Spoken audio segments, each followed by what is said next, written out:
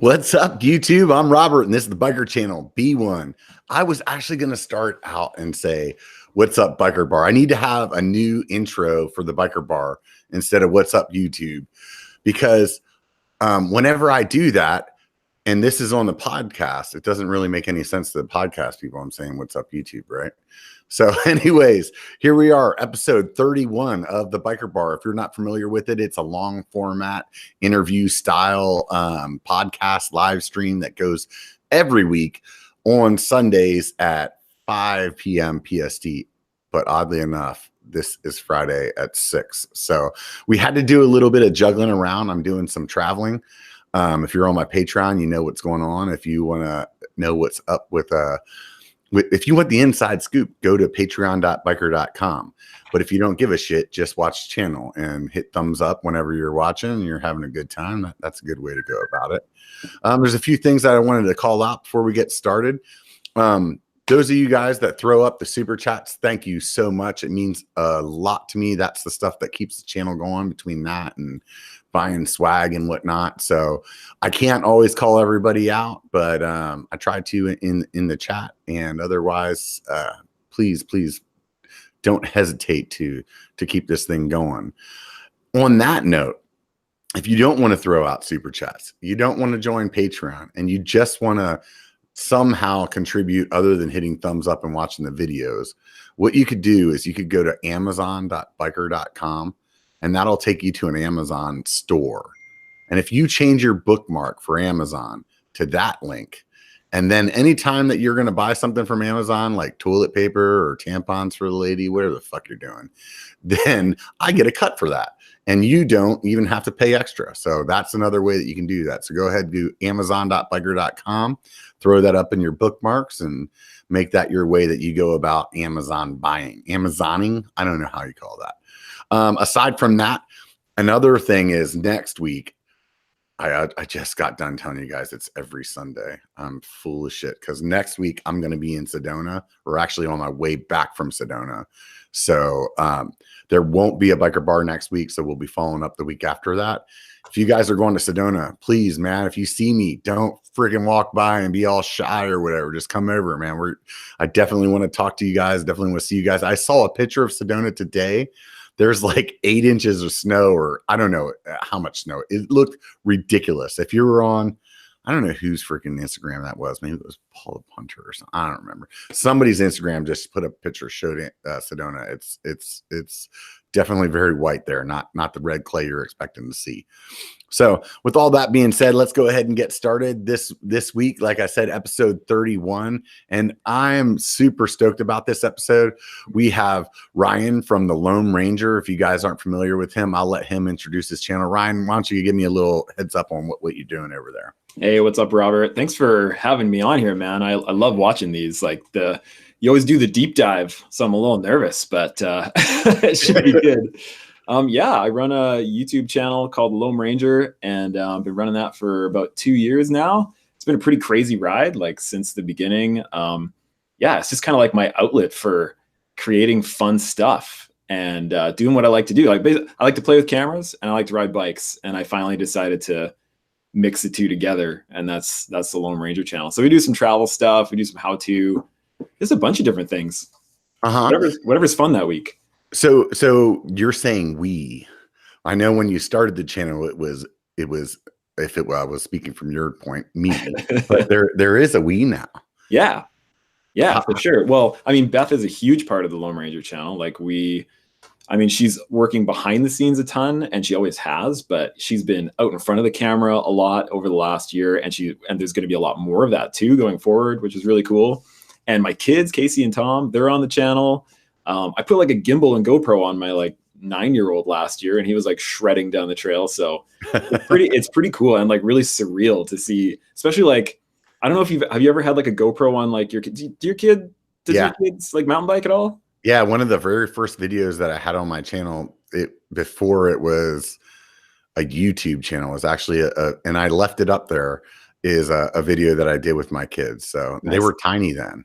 Yeah, it's like a really surreal thing to see a POV perspective of your kid. Right. Like you're actually seeing life through like their eyes in that Right. moment. I'm like, whoa, this is pretty nuts. And so, yeah, it's been really cool having them a part of it too. So, but for right now, just me here. for them, they just really dig that too. Like, oh man, I get to put the camera on and like they get to see the edit and it's like it's them. I don't know. For me, one of the main reasons that I left that video on my channel. So basically, let me take a step back. So I had started my channel, I had different ideas of what biker was going to be back then. And so I had a handful of stuff. And then whenever I realized that I wanted to do it kind of more YouTube centric instead of my website centric, I deleted all the content that I had on there, but I left that channel because it was called biker.com on the YouTube. And because that was the website that I had started. And but I left that one because every time I watch it, it just makes me smile. And I'm like, you know what? I don't want to take that off of there because I like to see it. And I also want to remember like my roots, you know, where I started at. Totally.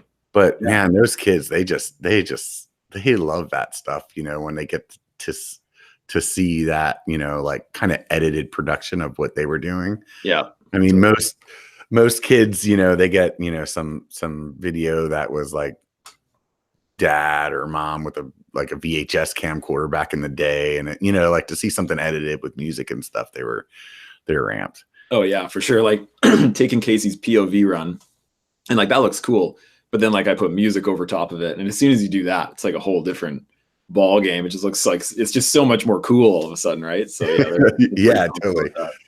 Yeah. So you're not American, right? Correct. I'm North American. North American. Yeah, here we go. Yes, you are. Extra North American. Yeah. So where is it that you live?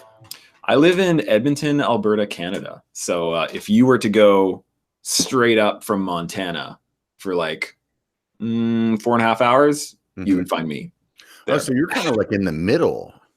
Yeah. Well, this will be backwards, but like, okay, so Pacific Ocean, I'll try and like do it right. Yeah. Pacific Ocean, and then BC, and then Alberta. Uh-huh.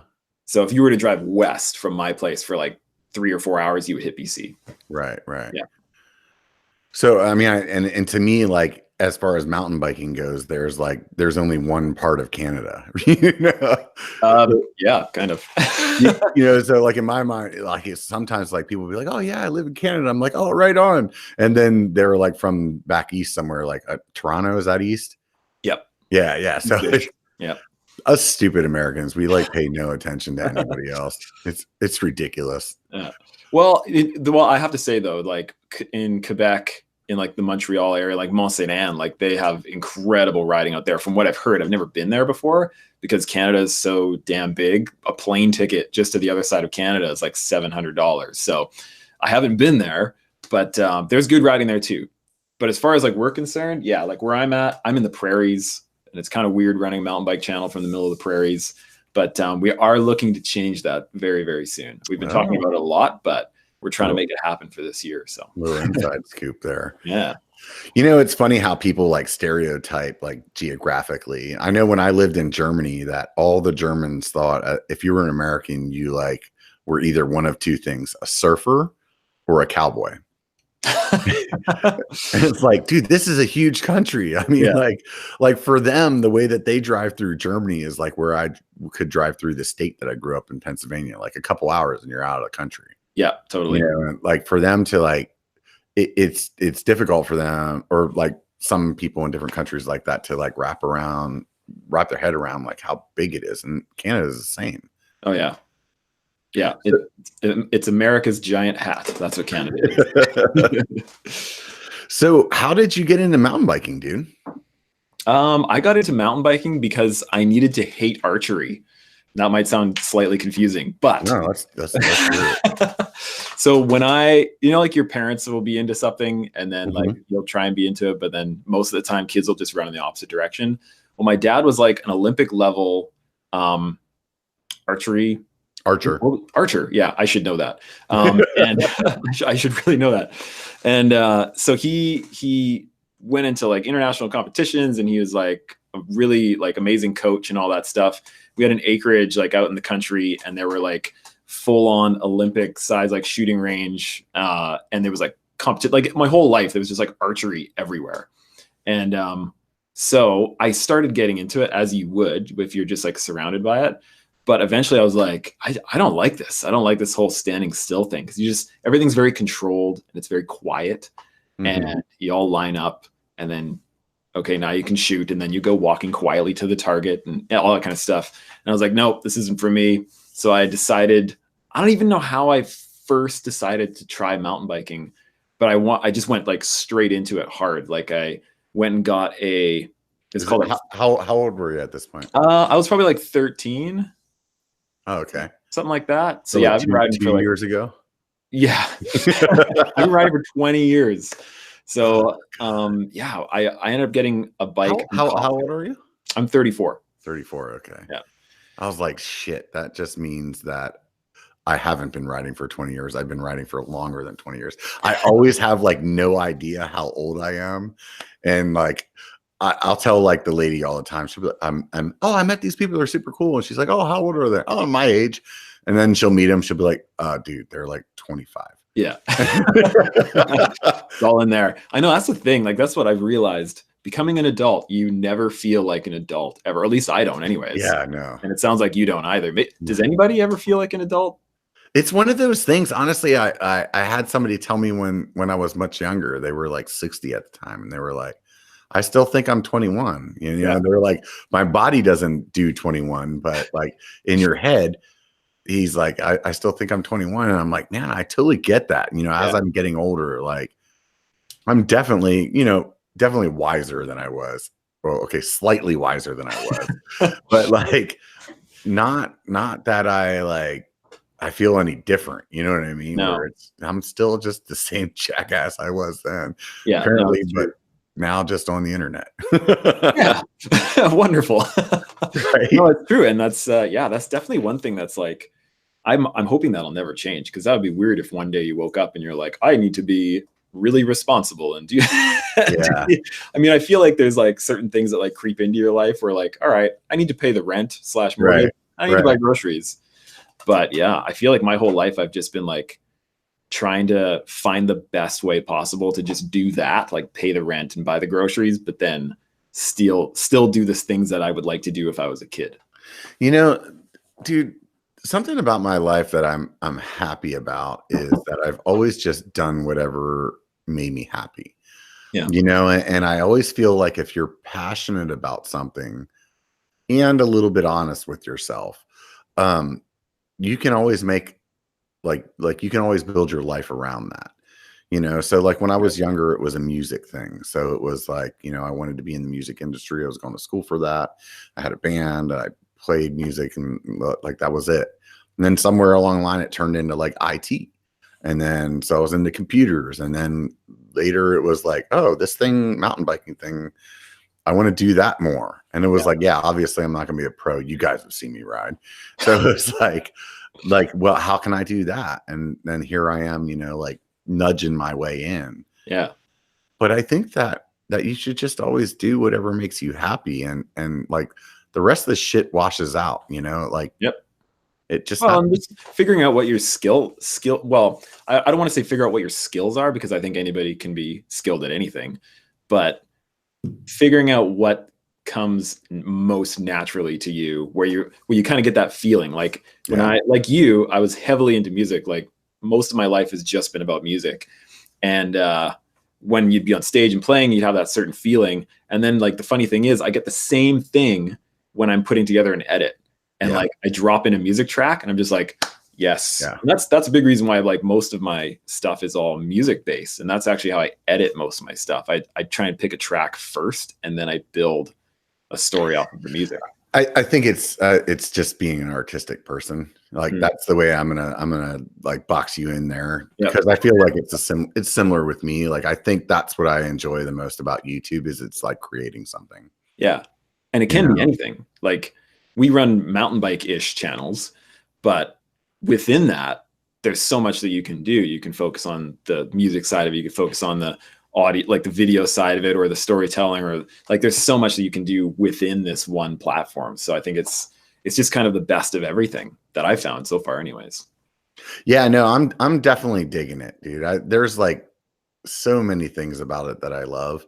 But there's also things that like I'm not crazy about, like some of the things that I didn't really expect was like maybe some of the perception that people get that is not true. Like, let me say something like I had somebody ask me because I do a lot of stuff with stickers and they're like, oh yeah, you own that sticker company. And I'm like, no, actually I don't, dude. I actually pay them for the stickers that I get. Yeah. Well, you must be sponsored by Rode mics because I see a Rode mic in your frame there. Right. That's the other one. Yeah. I mean, and you must be sponsored by Pole. Well, that was a bad example. Yeah. Well, actually, a good example. So how did that happen?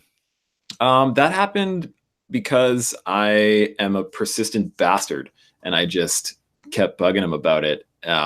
Yeah, that's kind of just how I've done most things. I've just sort of like wedged my way in there until because here's the thing, like there's so much noise out there with as far as content being put out and like people riding bikes fast, like there's a lot out there. So I find if you want to get somebody's attention, one, you got to have like the chops to like back it up with whatever that means, whether that's riding fast or making good videos or whatever.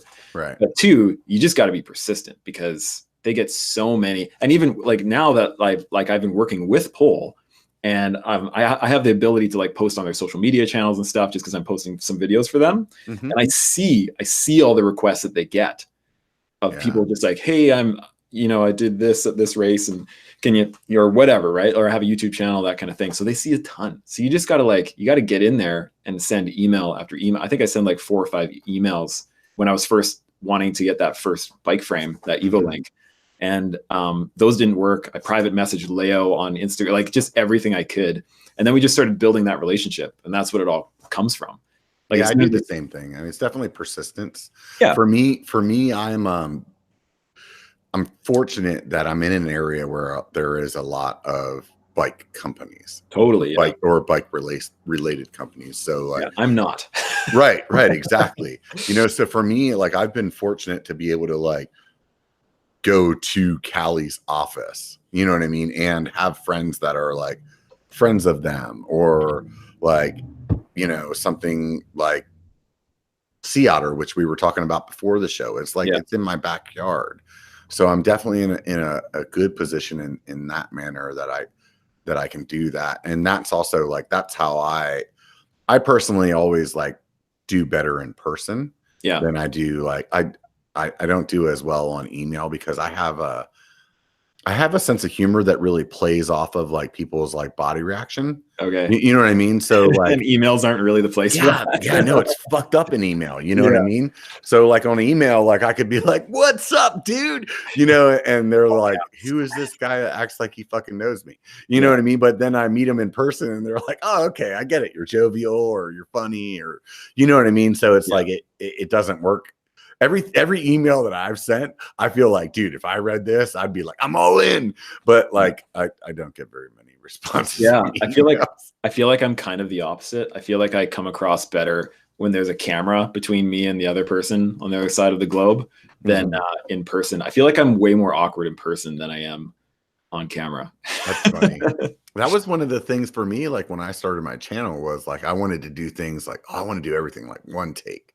Like when I would do my like subscriber updates, when I first started, like that was a thing to do. And it was like, dude, I want to hit record and just talk the whole way through it and then freaking like hit finish. And then like, I felt like people would like relate with that better. Right. And maybe they did, I don't know. But now I'm like, oh dude, I can freaking edit this. I can like change the camera angle. You know what I mean? Like, it's funny. So there's a bunch of people on the chat that are talking about how fucking awesome your lighting is. For those of you guys that are listening on the podcast, he's got like half of his face like Darth Vader dark, and the other half is like lit up. Like it's the good side.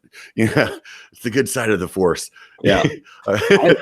This is the thing is that like when it comes to stuff like this, it's such a pain in the ass to set this stuff up, but I can't really. I just want to. I just freaking want to, And so it's just, I've got my one here, and I'll zoom out so you can see how big of a mess everything really is. So you've got this big, I think it's like a 47-inch light right there. And it's a really, really awesome video light that I invested in this year that I'm super pumped about. And then I just got like these two little it's for those of you guys that are listening, it's kind of a softbox light. So it's a big round one up in the air there. And softbox, for those of you guys that aren't in the film industry, it's kind of like a bright light that has a film over the top of it, kind of diffuses it, makes it look like all like mood setting. Yeah, for sure. And I only got this like fancier light just about a month ago. And before that, I was using like this dim little thing that like you could barely light anything from like a foot away. And that's what I shot the last 2 years on, was like this really, really crappy light that I couldn't even really control. And I'm like, hey, we have to do this. This one even has like a remote. Like I can just like dim up and down. For the podcast listeners, I am now dimming up and down with my remote. Yeah. He's going from like extremely dark. Wait, he's going from extremely dark to the light side.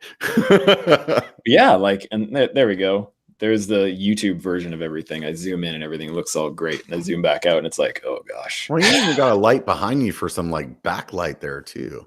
Yeah. Well, I find like when it comes to like people just looking at your face talking, I feel like they need something else that they can look around at a little bit at the same time. Yeah. You can't just look at this for 2 hours. So this easily gets into, a whole other conversation here. Obviously, you have a little bit of training about this whole lighting situation. You're a photographer by trade, right? Yeah. I've been doing that for over 10 years, a little over 11 years, I guess, barely over 10. And how'd you get into that, dude? That just came from another one of those, like, I started taking pictures with the whole music thing, like just taking photos of other bands that we were playing with and stuff. And I liked it. And then my sister had a wedding in Mexico, and one of my mom's friends showed up with a camera, and he was promising to like get all these great photos. And he showed up with just this teensy little point and shoot camera, and he didn't know how to use it.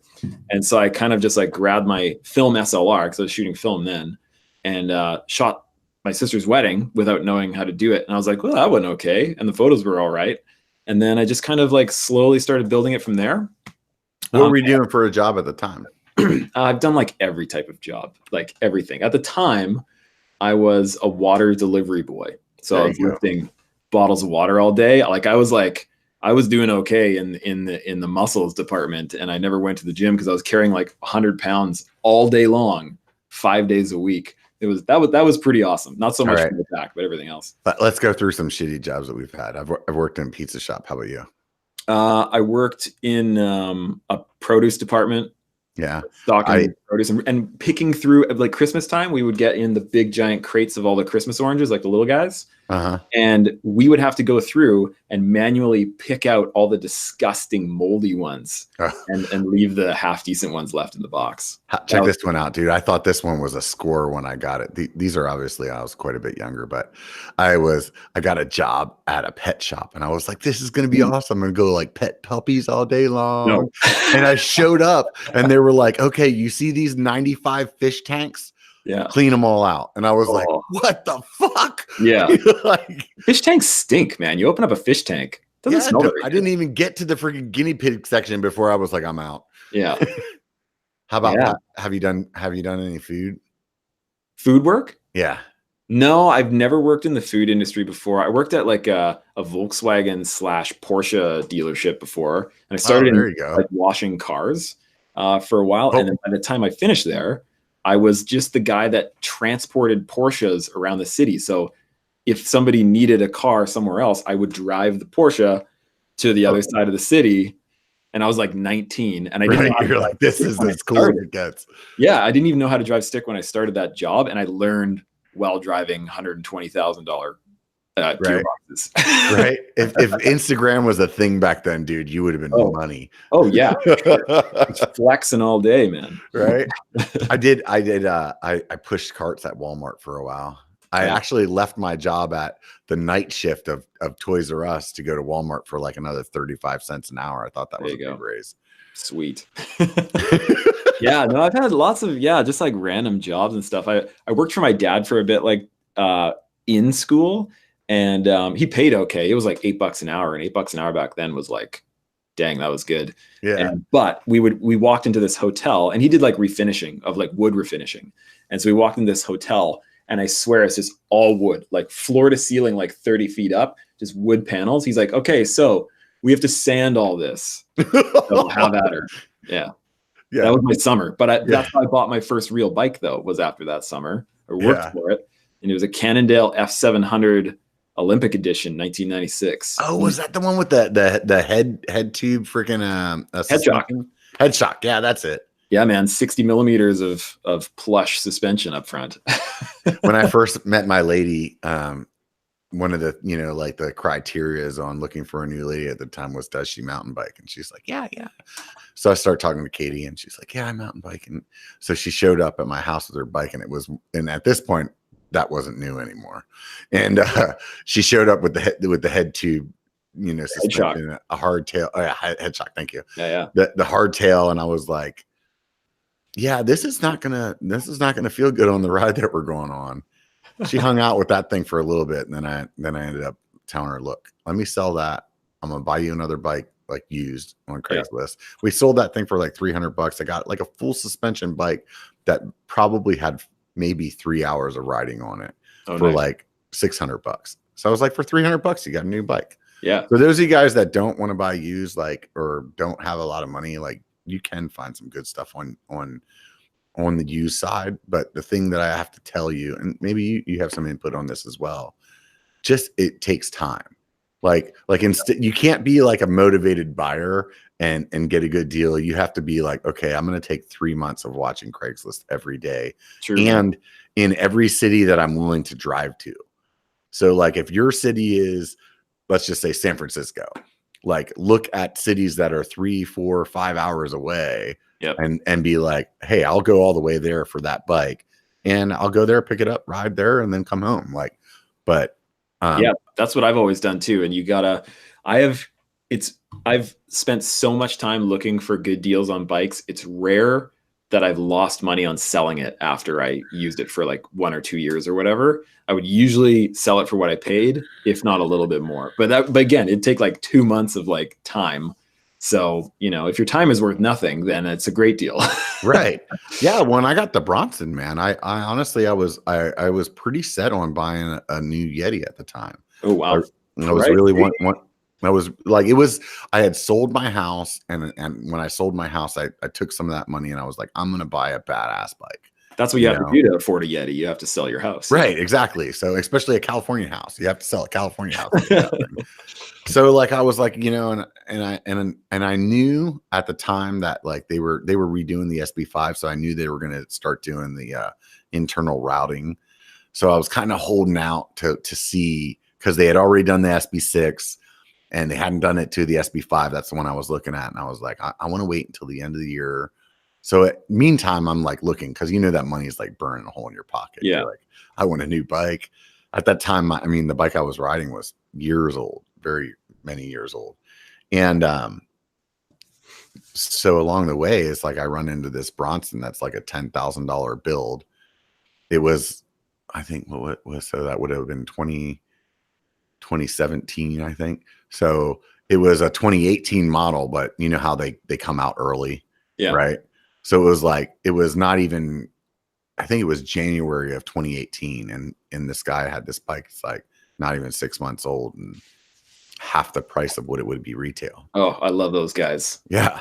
Because he was like a sales guy for like, something tied into the bike industry. Okay. I probably paid him more than what he paid for it. But for me, it was like $5,000 for a $10,000 bike. Oh yeah. You know what I mean? I was That's like, awesome. Oh, fuck that Yeti, dude. I'm good. Yeah. Can't go wrong with a Bronson, man. Those are great bikes for sure. Yeah, definitely. So how long did you do the photo stuff before you started thinking about this YouTube deal? I always wanted to keep them separate, by YouTube deal is sort of like combining mountain biking and the photography, videography. I always wanted to keep them separate because like I actually went to school for recording engineering, recording bands and recording studios, that kind of stuff. And I started doing that, started my own studio, and realized that combining work and music was a really bad idea. And I didn't like it at all. Like I just immediately knew, I'm like, this isn't for me. Even though I went to school for it, I have all this gear for it, I'm out. And so I went from that and started looking more into the photography end of it. Cause as I was saying, like I was already kind of shooting at the time. And at that same time, I was still working part-time delivering water. So I was doing a bunch of stuff at one time, which I typically do, I guess. And I got laid off on like January 2nd, 2008 or whatever. And so I came back to my wife and we had just had a baby a couple months before that. We had zero savings and no prospects whatsoever. And she wasn't working at the time. And I was like, I think I'm just going to start a photography business and hope for the best. With no portfolio, we didn't have a website, we didn't have a company name or anything. So like the next day I just like got up at 5 and then got to work making a really terrible website. And yeah, just kind of went from there. And it was like a couple of pretty hard years in there. But yeah, we just kind of made it work throughout the years, and it just kind of slowly built up as these things do. It takes time. That was the thing. Like, I feel like it was a time when a lot of people were entering into photography and thought that it was kind of like a get rich quick kind of thing. Yeah, there's a few of them. I'm here to tell you. Photography, freaking real estate. That's another, you know what I mean? Like, I think that those jobs all like weed people out pretty quick though. Yeah, for sure. And so going from that, eventually I was like, you know what, I do want to combine photography and videography and mountain biking. And so I wanted to just start shooting more mountain biking stuff, not even necessarily for myself, but for like companies or Pink Bike or whatever. Like I was obsessed with Pink Bike at the time. And I just wrote a pitch about an idea I had about like how all the people around where I live, it's like so cold here for so long. And yet you can fly for an hour and a half west, like an hour and a half flight, and it's not snowy and cold. And you can go to a bike park and it's amazing, and stay in Canada, which is a big thing for us because our dollar sucks, right? So going to the States is really expensive. So I wanted to just kind of like use that to have my into the industry. And so I made a pitch. I talked to somebody at Pink Bike and they were like super into it, which is great. And then from there, I pitched like I pitched like Tourism BC. I pitched. But you had this like photography portfolio that they could but no mountain biking in it at all. Right, but they could at least look at that stuff and be like, okay, this guy at like shooting wise should know what the hell he's doing. Yeah, well, yeah, as far as taking photos for sure. So yeah, and then we just like put together that, and then kind of at the same time I was working on all that, I saw a video from a guy named Steve Story. And I shared one of his videos on my communities tab or whatever recently. And that was the first video that I ever saw of somebody riding with a gimbal and in 4K and in all that awesome, high quality goodness. Right. And I could not believe it. Like I was always looking for a way to make things look as fast as possible and as real as possible as it was at the time. And I was like floored by his video. I couldn't believe it. And so I'm like, okay, I'm going to buy a gimbal, and that's going to be a part of this video. And I'm going to ride at Coast Gravity Park and it'll be awesome. And then, I just decided to. So did you have a YouTube channel at that point? No. Or you were like, so you were pitching this idea to Pink Bike, didn't even have a YouTube channel? Nope. Nothing. But the idea was going to be a YouTube channel, or it was going to be like, I want to do a video for you guys. This was just like a one-off story that I was going to post onto Pink Bike. And then that's it. And then what I wanted to do was take this gimbal thing with like the smooth footage that I had never seen before and start documenting just trail networks. Right. And I was like, what would be cool if I like went from like place to place and had like the bike association or like the town or the city actually like have me go and document their trail systems in like super high quality. Cause I'm always the person that like looks into the trails before I go there. Right. And it's always been like, shaky head cam from 2003 or whatever it was. And so I was like, well, let's try and do that. And that's actually my first ideas for this channel was just documenting trails. I heard you somewhere else along the line say that when you came up with this idea, you thought there was nobody else doing it. Yeah. You were like, I have this $1 million idea. Yeah. I was 100% certain that nobody else was doing any of it. And then you got on YouTube and you're like, holy shit, where's all these other guys from? Well, that at the time, like when I was really digging into it, I was like, hey, what gimbal should I get? And when I was looking for what gimbal to buy, I stumbled upon this guy who had just put out a gimbal review video for this Phaetech gimbal.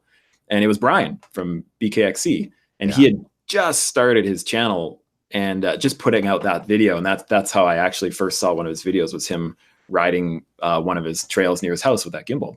Yeah. And so even like Brian, he wasn't really putting out much of anything at that point either. Now he got the ball rolling pretty quickly. And so it was sort of like a 5 or 6 month span in between when a few of the guys got rolling and then when I got rolling.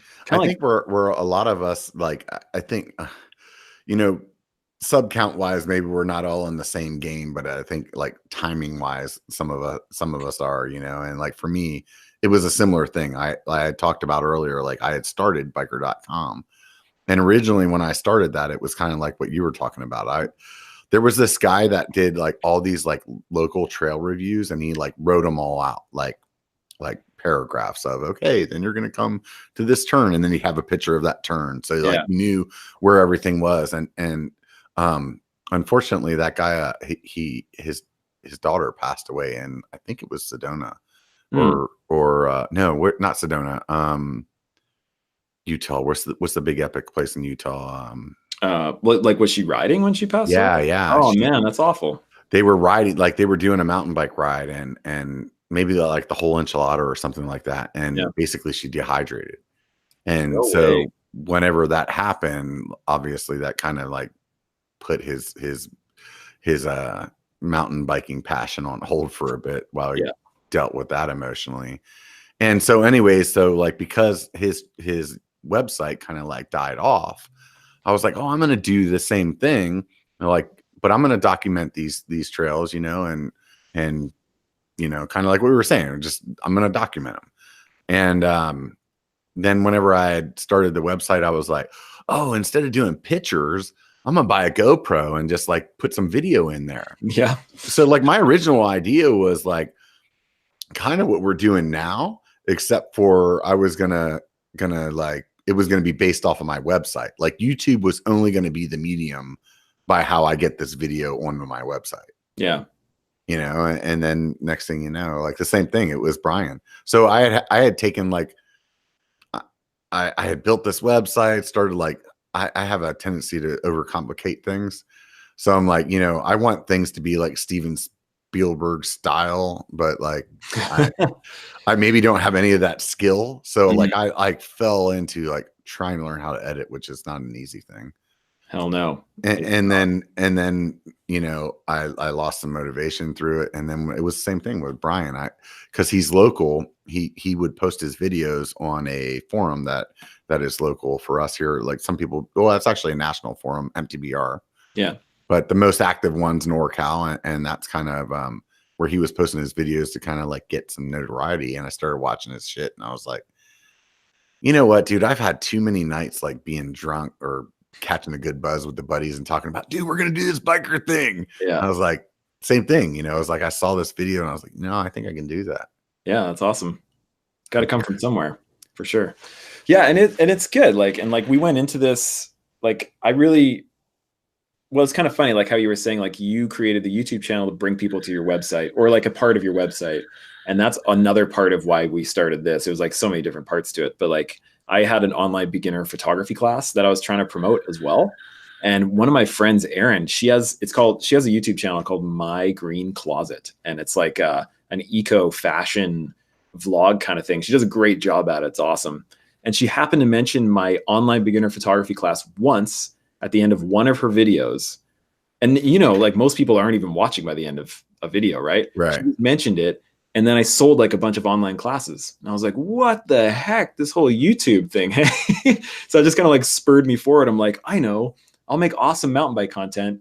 And then I'll just like have a little plug for like the online beginner class. And so that was another reason why I started it. Not a single person ever once bought that class because of my YouTube channel. Yeah, it's funny. I used to have people tell me they're, oh, you should, because I'm in tech, so people be like, oh, you're a funny guy, you have like a good personality or whatever, you should do YouTube. I used to always just blow them off. I was like, yeah, whatever, dude. YouTube's for like cat videos, man. Like just fail videos and cat videos. And it wasn't until right around that same time that I saw the Brian video or the BKXE video, is like I had started to like look at YouTube for like how to fix your water heater when this part breaks. Yeah, totally.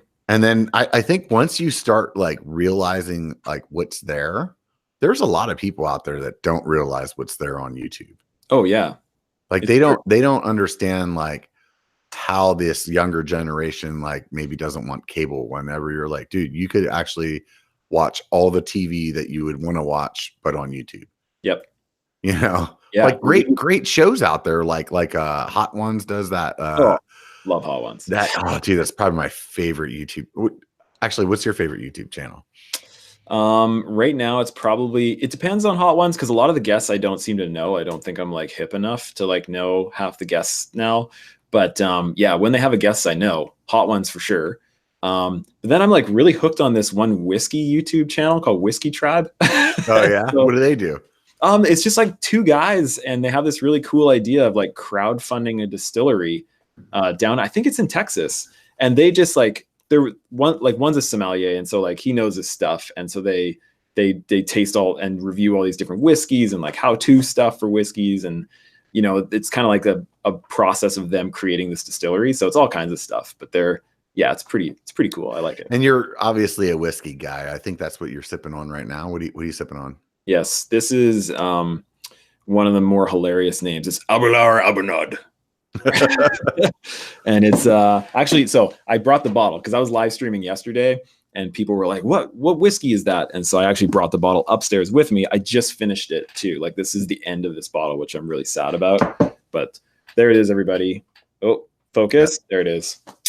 So you guys know Loam Ranger just finished a whole bottle of whiskey on this live stream. Yeah.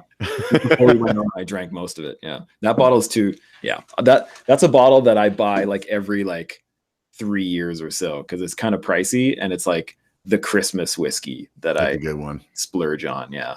I can't do whiskey, man. I'm a beer guy. So I'm drinking right here. This one's got a cool name too. It's called Dead Guy. Oh yeah. And the first time I ever had it, I was on a ride with one of my buddies. I was actually filming, and I was like, man, I've never had a dead guy. And my buddy like had the best like one-liner right afterwards. He was like, oh, that's not the first time Robert's had a dead guy in his mouth. And I was like, I don't know if that's funny or disturbing, but I'm going to laugh. Yeah.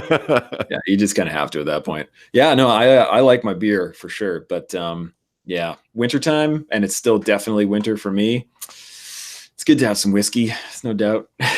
What kind of beer? Single Track Whiskey is in the chat, I think I saw, so he can chime in on see if he likes the Aberlour or not. So you said you're a beer guy too. What kind of beers do you like? Wintertime, I like Belgian ales, stuff that'll like knock your head off. It's like 9% kind of stuff. Yeah. Oh no, I can't even remember the name of it. But I swear I'm allergic to it or something. It's like such a delicious beer, but I can't feel my fingers after like half a bottle. But it's really tasty though. Very right on. Yeah, I don't know. There's this one brewery called, well, there's this one type of beer called Ruby Tears, and I don't know if you can get it in the States. It's from a brewery in BC, and I love that one.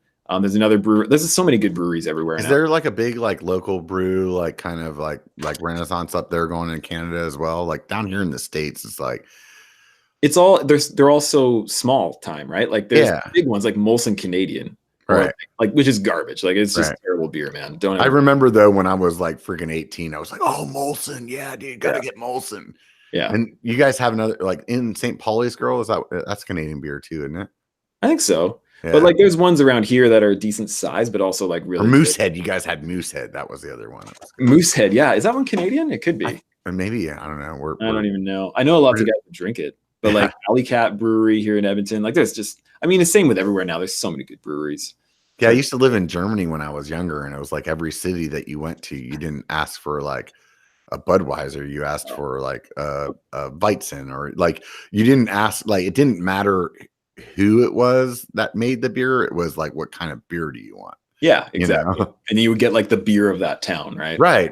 And it's starting to be that way in the States too, you know, and I think it's really cool, man, because you're like, it's a different way of like approaching things, you know, where you're like, oh, this is the taste that I know that I want. Like you said earlier, winter. To me, like when I think a winter beer, I'm like, man, like a stout or something that's like got a lot of like coffee kind of flavor or something like that. Totally. So I want to take a little step back here because you said some stuff that I'm like interested in. Let's talk about this music thing that you were doing. So Oh, you were what are you like a guitar guy, a bass, lead, rhythm, so drums? yeah, well, I started off in drums. I played drums forever, and then I moved into bass and like kind of like being like the front man. I was in a bunch of different bands, and then like through high school and stuff. And coming out of high school, I started like a 3-piece band, and it was like one of those types of bands where you're just trying to be as loud as possible. Right. Like we only have one guitar player, but we set up a splitter so that he would have 2 amps, one on each side of the stage, just to Oh, be nice. loud.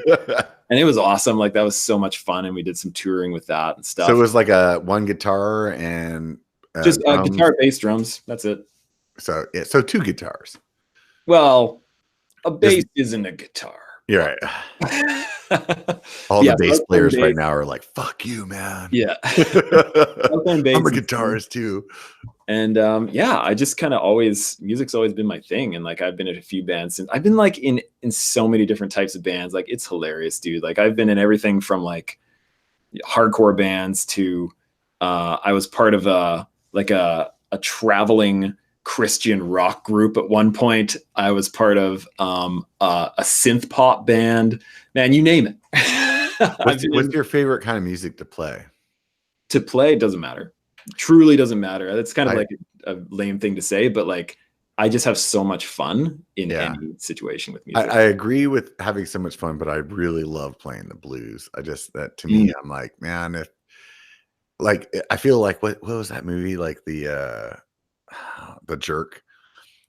When I was born a poor black boy in Alabama or whatever he says, I'm like, that's how I feel when I'm playing the blues, man. I just want to be that guy. You know, like the first time I heard Eric Clapton he did like a blues album. I forget what it was called. It was like in the 90s or something like that.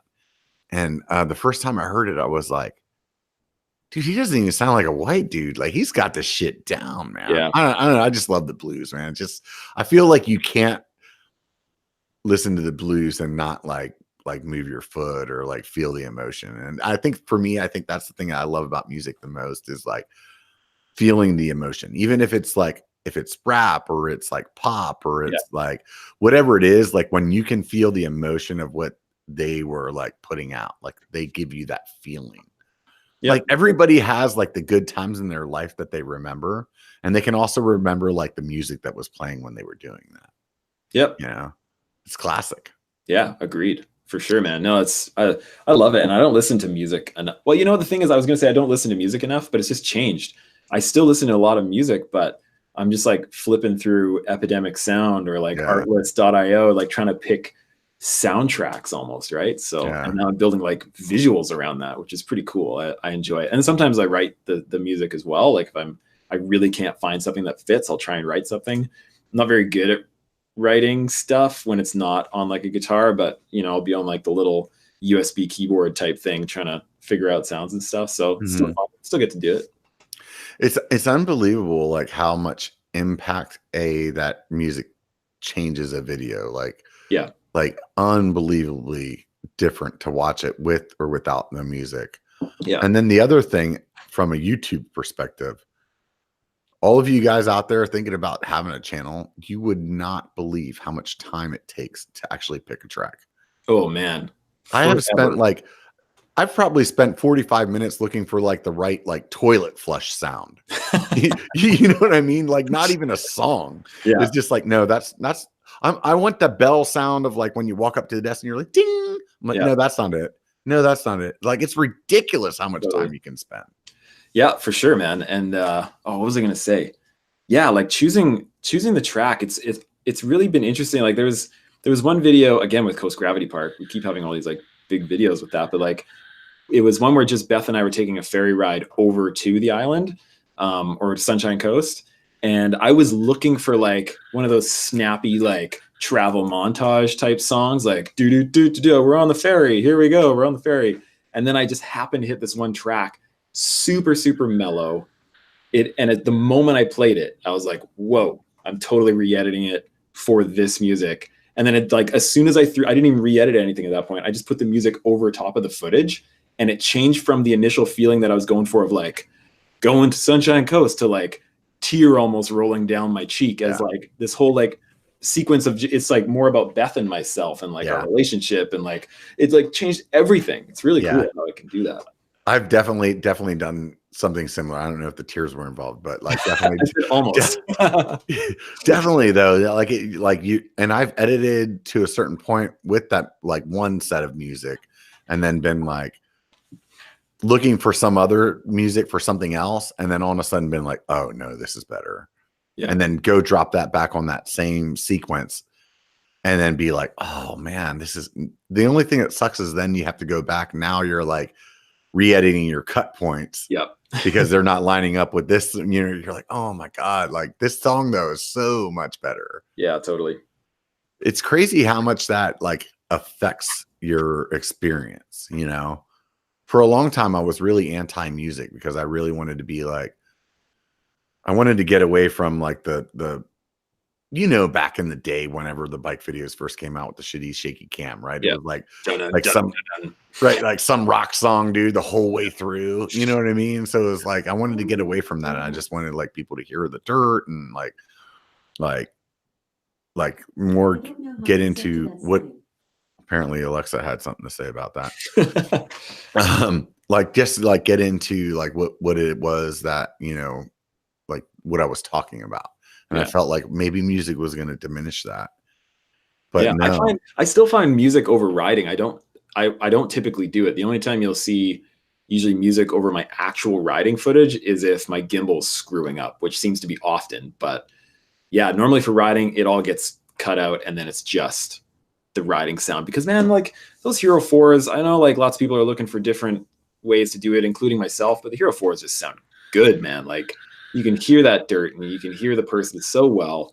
It's just awesome. Like I love hearing trail sounds, and like especially when you're on like a flow trail, like really hard packed dirt, and hearing the tires over the hard pack. Yeah. Oh man. Or like if you're doing like a rock roll and you're like grabbing the brake or something like that, and you hear that like yeah, you it puts you into the spot. Totally. Yeah. But I have noticed though, like even if you have like in some like maybe in some sequences where you have like BC POV is good at this, like he'll have something really, really low. Mm-hmm. Like, you know what I mean? And it's like, it still kind of carries that sequence well. You know? He throws in some like Western music, just the right time, you know. Yeah. He's often like Utah or Sedona or something. Yeah, he's good at just, or where it's not even like it's not even like, I'm gonna say this in like a YouTube editing freaking format that most people won't get, where you're at like 28 decibels. Like it's like barely making like, but it's just there, right? In the back, you know, it like kind of gets into your head. Or negative 28. Yeah. It's funny though. I find a lot of, if like from watching interviews of some of the people that you've talked to, or just like, you know, learning more about some people, a lot of us have music backgrounds. I would say most of us have music backgrounds. I think music and IT are probably the two biggest things that have anything to do with YouTubers. Yeah. Seems like it. Yeah. A lot of, well, I guess you could throw in a photography too, you know? Yeah, I guess. Yeah. Although that's, I don't know if, I shouldn't say that because I probably do, but I don't think I know of any other people who were like professional, like, or like people that did photography before doing YouTube. Yeah. I don't know. Yeah. I know that there's some channels that maybe they're not as big, but there's definitely a handful of them out there. Yeah. It's crazy though. I mean, like what we were talking about earlier. So like whenever that BKXE thing kind of like sparked both of us, you know, at that point, there was what, maybe 10 or 15 channels that at the tops, you know, like seriously, like when it was like that BKXE time, it was probably like Seth and a few pros, you know, and then shortly thereafter it was like, you know, single track sampler and, you know, some other people like maybe me or you started popping up. Let's just say in that year, maybe there was like 10 or 15 channels. Yeah. And now, I mean, and we have a Slack group that, you know, some of us chat on. I think we have like 50 or 60 channels in the Slack group. Do we? Holy smokes. Yeah. I mean, not everybody's active, but then, yeah, of course. But there is like hundreds of like geographically placed channels that are doing well for their area. Which is so cool. And I love the fact, like me, like thinking about what I was saying before, why I started the YouTube, one of the reasons why I started the YouTube channel. Now I can probably look up most any trail I want and there's going to be a decent video on it, or at least a part of a video that has that trail in there. So that makes me excited. And you like get to know all these different mountain bikers everywhere. Like people are just telling stories. Like that's all they're doing, right? Yeah. Where they are and who they are and the trails they ride. So I think it's just awesome. No, it's definitely awesome. It's definitely cool. I mean, like you were talking about Pink Bike earlier. I mean, they do trail forks, and you can even go search the trail in trail forks, and then boom, there's a bunch of videos there that are pulling up for that trail. Oh yeah, no, I know that, but they generally suck balls. But I mean, at the very least, like if you're going somewhere, like to be like, regardless of the content, like how good the content is. Yeah. It's the ability to go and see what the trail is. Oh you yeah. know what I mean? Sure. Like that's, and what I mean by that, I mean like the guy filming it in like 2006 with the helmet cam, like almost unwatchable. Pretty much. Right. Yeah. So, I'm curious how it was that you like brokered some of these deals like with cities to go like film. I mean, you've done a few like trips that like I believe were funded by the city themselves, right? Yeah, like I've gone out to like BC Tourism is pretty good. They're called Destination BC. They're pretty good about like covering costs for coming out to promote their trails, which is awesome. And so I've always felt like I've been really good at writing a pitch email. Like just writing a really solid pitch is I think one of my strengths. And so, yeah, I just kind of like lean on my limited photography portfolio, like having to do with mountain biking. And this was, back in like 2 years ago or whatever. And I would just like, write down what they would get out of it. And people just kept saying yes. I mean, not all the time, but you get like the biggest thing for anybody watching, like just ask, like if there's something you really want to go and get or a place you want to go and ride. If you can find the right person to ask, just do it. Like, what's the worst that can happen? They'll just say no, and then you just move on with your life. But if you have a really good idea, put it on paper or an email, send it off and see what happens, because people say yes for sure. And like when somebody emails me about asking about something, if they're enthusiastic about it, like you're just that much more game to like see what's going on in their life and like want to be a part of it or whatever. So yeah, just be enthusiastic and send that email, because it's generally pretty worth it, I've found. So what goes into a pitch email? How do you lay that out? Tell them who I am, what I do, and tell them the quick pitch in like a very short amount of time, like I don't know, 2 sentences or whatever. And then lay out what they would get out of it, what you need to make the content, and then sum it up. It's pretty. So like what you need, like money wise, or like what you need, like, like basically like if, to do this is what I like. So like, so let's say that Coast Gravity trip, for example, we wanted to specifically make kind of like a lavish sort of a trip out of it and kind of show people a different way of going mountain biking. Not that we could afford it ourselves, but we wanted to kind of like create this thing of like, you can like stay at a nice place, or you can take a seaplane to go to the Sunshine Coast to go mountain biking. And so we said, a flight to Vancouver, and then getting a seaplane flight over to what's it called, Sunshine Coast, instead of the ferry. What's the Sunshine Coast? I don't know what that is. Sunshine Coast is part of BC. Like basically, if you took a ferry basically from Vancouver and you keep going west out into the ocean, you'll run into the Sunshine Coast. Technically, it's connected, but just like very far away from there. Like you would have like to a big peninsula that kind of comes way out. Exactly. Yeah. So you take the ferry there, and then it's just this beautiful place. It generally has more mild weather than even like the Vancouver area, and so you can pretty much ride all year long. I mean, this year they're getting snow, but I think everybody's getting snow. So, right on. Yeah. So you were talking. You just put it together in the best way that you can, and then see what they say. So you were talking about the lady earlier. How'd you come up with her? Where'd you meet her at? How'd I come up? It was just like through mutual friends, and we hated each other when we first met each other. Like, could not stand each other whatsoever. And eventually. How long did it take you to freaking convince her from hating you, or how long did it take until you decided that you actually started liking her instead of hating her? It was the same day for both of us, thankfully. And we like, mutual friends and stuff, but we both needed to get from where we lived, which is like Stony Plains, kind of like a suburb of Edmonton. Edmonton's the bigger city. And we needed to get into the city, and all of our other friends had left already. And so we had to ride together because we both didn't have a car. And so we were forced to actually talk to each other. And through that drive, we found out that maybe they weren't quite the jerk we thought they were. And so then it just kind of went from there. And then like within, I don't know, like a couple of months, I think we were dating. Like it was pretty quick. And we got married fast too. Like I think we were dating for a year before we got married. Like it was pretty quick. It's not super quick. So, so then you guys were together for how long until you decided to have kids? 9 months.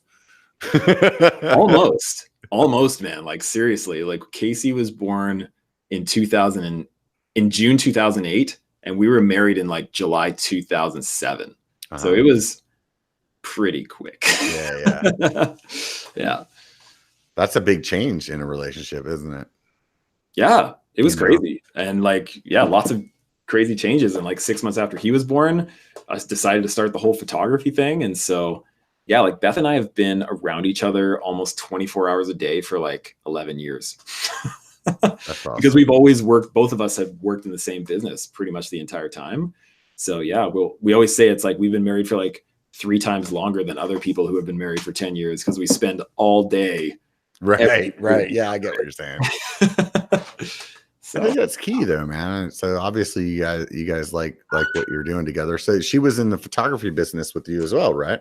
Yeah. Oh, speaking of which, look who decided to show up. Were your ears burning? There she is. Here, we'll do this. Beth Kelly, everybody. Hello. How's it going, Beth? You pull up the chair? Sure. Sweet. So, Beth, Ryan was just telling us that when you guys first met, that you guys hated each other. That's true. Yeah. She can vouch for that. Yes, that's very true. What was it that you didn't like about Ryan?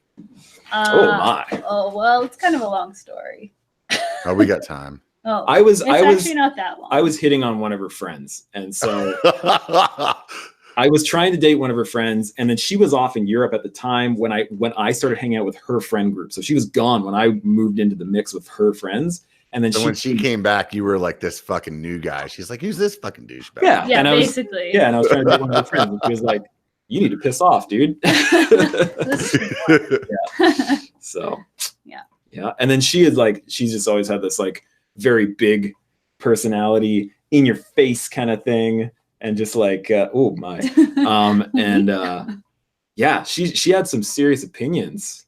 It's funny because she seems very reserved in your videos. So you guys aren't capturing Beth very well. It's Beth, right? I need to be more belligerent. Did I say the right name? Yeah. Okay. I was like, God, I hope I didn't screw that up. I'm so bad with names.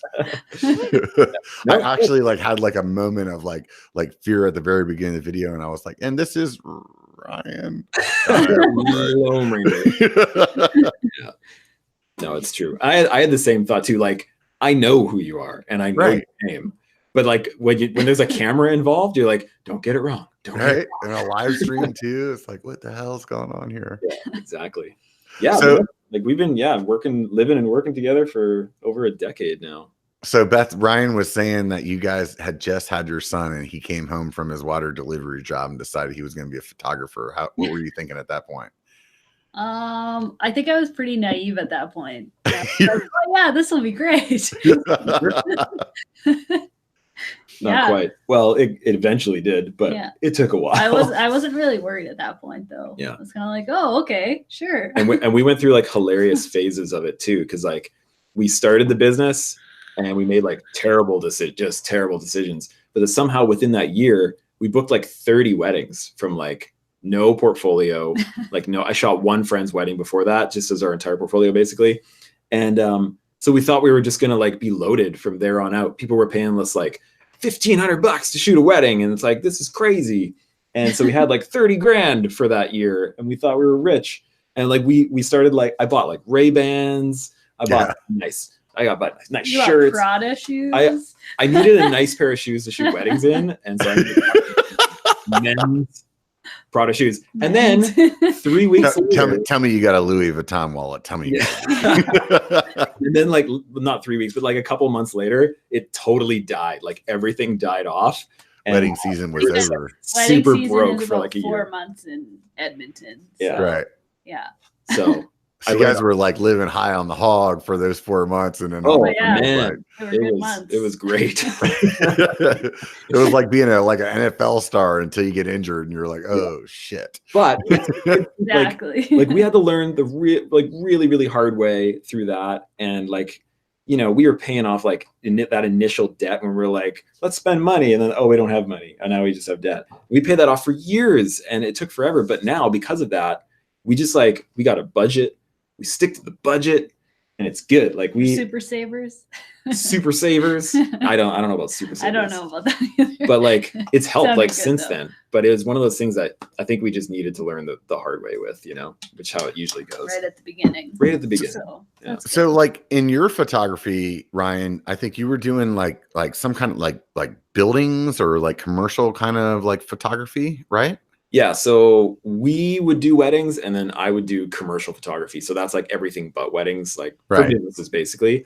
And so a lot of that was architectural photography, which architectural. Yeah, which I really love doing actually. It's like because it was this polar opposite to shooting weddings. Weddings is like craziness all around you all day. Like the clock is ticking. You have to get everything perfect every time, like super stress levels that you had to get used to.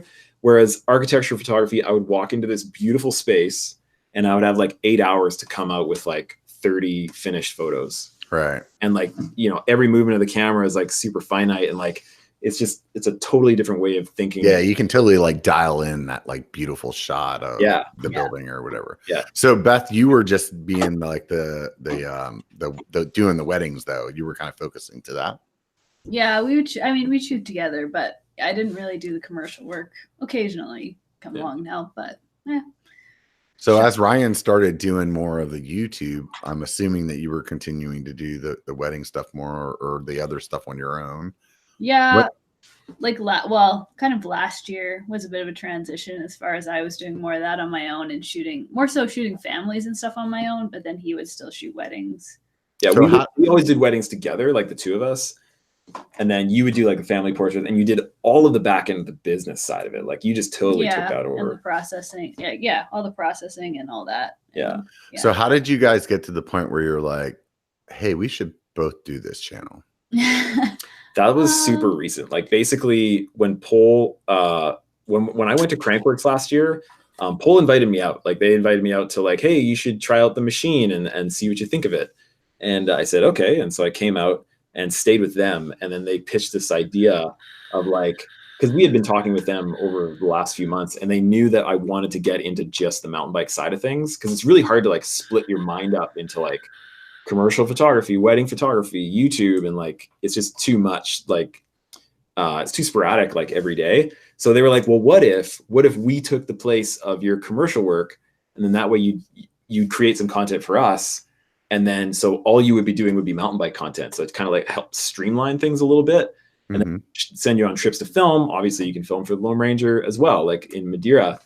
And so that's when we were sort of like, okay, let's do that. That sounds good. And so you're doing projects for them that are specific for their product. That's kind of in a sense of like, for people that are listening, like more commercial kind of work, but then you're also being able to do the Loam Ranger at the same time. Yeah, exactly. Yeah. So like when we went to Madeira, we were there for basically 8 days, and we shot like 14 videos while we were there. It was crazy, like, and a ton of photos too. Like you were doing most of the photos, and it was like madness. I'm not a mountain bike videographer. Like we can make YouTube videos, but that's a different thing to having like pro riders with you and like make them look awesome. And this is for like 4 different videos. Oh, and get them in focus while they just ride mock chicken down this. Yeah. So it was a learning experience for sure. And like, it was really good. So how did that conversation go? Like, hey babe, do you want to go to Madeira? That's what he said. Hey, babe. And then we just got on the plane. Yeah, no, it was a lot of like talking about it and planning and like, can we do this, that kind of thing. So, and even learning from there, like we learned that like we've been producing a video a week for Pole ever since November. like late November. No, Yeah. early December, basically. Every single week, in addition to the Loam Ranger stuff. And we have found out that is like, that's a bit too much for us. And so we are now pulling back from producing a video a week for Pole, because like we just couldn't do it. Like my eye was twitching and like I wasn't getting any sleep, and it was kind of madness for a bit there. Because we're trying to get out a Loam Ranger video every week and then a Pole video as well. Yeah, it was just too much to keep up with. Yeah, so now I actually just produced our last video from this 3-month sort of period that they hired us for. Today I just finished it, so I'm pretty pumped about that, to like deliver that to them. And now we're just going to be doing like more sporadic projects for them, and we can focus on the Loam Ranger channel more, so which we're really pumped about. It's like there was the financial side of like making those videos for Pole, because they're obviously like paying us to like make them, but yeah, it's worth it for us to really focus on Loam Ranger channel and then have them as a sponsor, like more of like a typical sponsor relationship, than trying to split things up in different ways. So yeah, we kind of like took that leap of faith of like, okay, so our income's going to definitely be lower, but let's just do this. Yeah, I remember when you were talking about like kind of going full time and starting your Patreon and stuff like that. It was you guys had like, at least from what you had said to the internet, like you guys were really like, okay, well, what's our expenses? Like, how can we dial this in? Because you guys have 2 children now. Yep. So you have a house to pay for, you got a car to pay for too, and like that's definitely a big leap. How do you together like decide to kind of like walk that plank together, or is it like you know what I mean? Yeah, for sure. Well, it's just been like this. Like, what were you gonna say? Well, I was gonna say I feel like we've always kind of walked that plank together, as far as like just from that initial like him saying like, hey, I'm going to start a photography business. And then that's just kind of been our life, all like the last 10 years of our life of just like, we're like always, I don't know. Well, he's always ready to push the boundaries and like take the risks. And it's funny, like you're saying he's the like boundary pushing risk taker, and then he's telling us that you're like the in your face loud person. It's like you guys are like alter egos on the Loam Ranger channel. Yeah, that's true. That's funny. Well, it's one of those things. It's like here's the thing. So everyone's always like, there's always something that I find that people want to do instead of what they do for their regular job. Like I find a lot of people, they when I talk to people, they're like, well, I don't do anything exciting. I just do this and I don't even like it, that kind of thing. I'd love to do this, but it's a scary thing to make that leap, which it totally is. Basically, it's an art. Yeah, pretty much. Yeah. Or whatever it is, like start a business, that kind of thing. But for me, my entire life, it's because it really all comes down to fear, I think. And I am more afraid of like going to a job I don't like and working for someone else than I am afraid of putting everything I have into something and failing at that.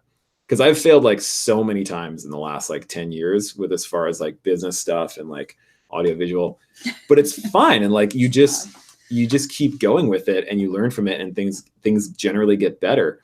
So that's just what it came down to for me, is that like, I'm not good with working for somebody else. That has never worked out very, very well. And so I'm like, I know that I can't do that. So what will I do? Yeah. What matches best?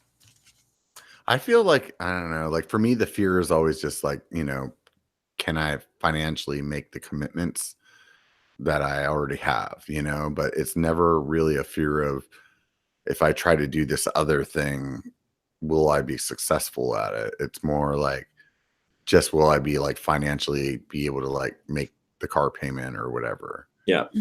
Like, and maybe that's just like a complete, like overly freaking confident, like way of going about things. Like, I'm like, oh dude, I don't know, man. I think part of it is like, honestly, yeah. Like you have to be like honest with yourself. Like you can't say, hey, I'm going to be a successful photographer and take shitty pictures. Right.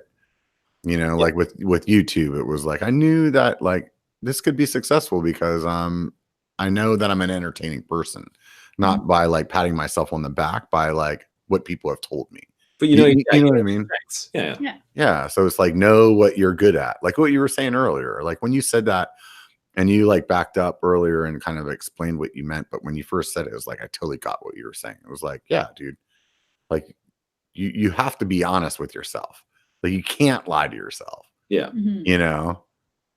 So, Beth, what's it like working with him in the shooting scenario of mountain biking? Because like he's had the Loam Ranger has kind of been like his own pet project, but then to be like in Madeira and now you're probably like kind of like maybe he's like telling you get this shot or is he just like, yeah, you do whatever you want and then No, that's exactly what it's like. He's like, get this shot. right. But that's like, but I mean, we've worked together for so long that I feel like he does often tell me like, go and get this shot or go and get this shot. And I think like in a shooting situation, we have very different strengths as far as like Ryan's always got a very creative eye to see a lot of different things of like, oh, we could do this or we could do this. And I feel like in that kind of situation, I often am the one who's like carrying on the conversation with people and keeping them at ease and like, and just making sure things are, I don't know, like you're the one that actually holds the shoot together. Well, I'm like going like Rain Man and just being like, but, oh, wait, no, wait. Yeah. So I feel like that is one of his strengths to be like, no, you should get this shot or you should get this shot. And I mean, I have my own ideas as well that I'm happy to do, but yeah, I don't know. There's a lot of trust there, you know, because like he's like banking on you to do what his mind is thinking, and hopefully that you actually like know him well enough to like reciprocate that. You know, like me and my lady, we get along great. We have a lot of great times together, but man, when we're like working on something together, it doesn't go well. Because like we're both like the same type of person where I'm like barking out like, hey, let's do this, and she's like, yeah, let's do this. 9 times out of 10 we're saying the exact same thing but 2 different ways. And because we're both like stubborn as hell, like all we do is piss each other off. Yeah. Well, and that's, you know, that can be the same thing for us a lot of times, but because we've worked with each other for so long, I feel like we understand when the other person is in their element. Yeah, for sure. And so like that, then like I would just be like, okay, I'm just gonna like do what she tells me to do because I know this is her thing, and then vice versa. So and sometimes we just go back to the car and yell at each other. Oh yeah, yeah, totally. Sometimes there's always that. One of our friends, Dylan, he was our assistant for when we shot weddings for like years, and man, he would hear some stuff sitting in the back of that car. Poor guy, because we were just like we'd be like putting on the smiley face outside of the car, and we get back in, we're like, what the hell was that? I can't believe you used that freaking lens. What the hell? Your lighting was horrible. Yeah, poor Dylan. So what's the religious camera differences that you guys have? Like, are you like in bed with one camera and she's in bed with another one, or like what is you know what I'm saying? Like, what's the thing where you guys like have like that like down the middle? Like you're like, no, it has to be 24 frames, and she's like, seriously, dude, 30 is way better. No, I think like as far as like I'm generally this is like camera nerd stuff, but I'm pretty partial to a 50 millimeter focal length, and she likes an 85 mil focal length. So basically that 200. means or 200. Yeah. So she likes more telephoto. So like anything, this is how it is. 50 millimeter lens is the same perspective as your eyes. Like it's not zoomed in and it's not wide angle. It's like standard. And I like that point of view. And then she likes 85 or more, which is more telephoto. So it's like more zoomed in almost, basically. All right. Now I want to hear why Beth thinks 85 is better. It's not that it's better. It's just how it's just what I like to shoot. And like, as soon as I feel you can pick out moments more. Yeah, you can. That's probably exactly why I like it better. You can pick out, I don't like when there's too much stuff going on. I like to be able to like really zoom in on one thing. Yeah. So I don't know if that speaks to my personality, but yeah, maybe. I don't know. Yeah. But, and it also worked well because like, if we had the same lens on and we were shooting together, we'd wind up like bumping into each other because we were trying to get like the same shot. And if you have the same focal length, you'll wind up the same distance from the subject. So then you'll just like hit into each other. Whereas she's got a longer focal length, she'll be back there and I'll be a little bit more forward or vice versa if we're getting different shots. So then we just stay out of each other's way. Yeah. I also like that it always challenges me because like typically if he's shooting up he's up closer and I'm further back, then it challenges me to move to different spots to like crop him out of the frame and different just like angles. look for different angles. Yeah, totally. So right on. Camera nerds. So separately, either one of you can go first. If you were doing if you had to choose another job other than what you're doing right now, what would it be?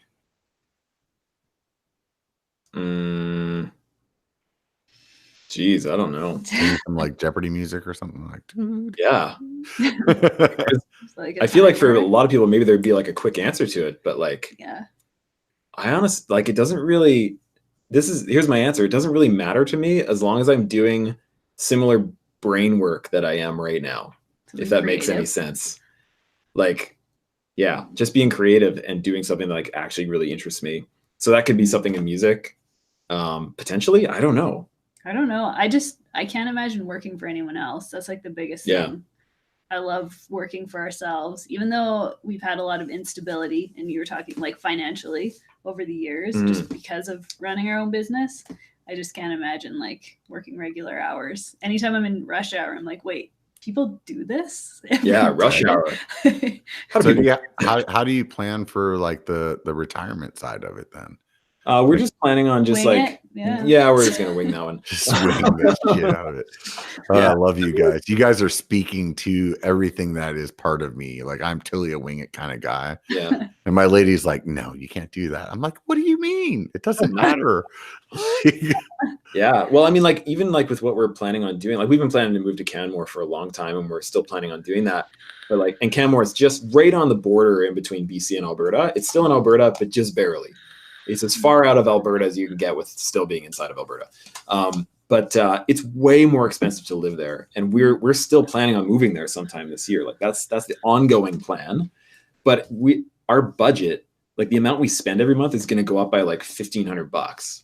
And like, that's a lot. So, but we're going to do it. And we're just going to hope that not hope, but like work towards things meeting those goals. Right. Yeah. And so that comes down to like, working with sponsors or like mostly our Patreon subscribers. Like they're like a huge support for us. It's kind of a funny thing to say, but over 10 years, we've never had more consistent income stream ever.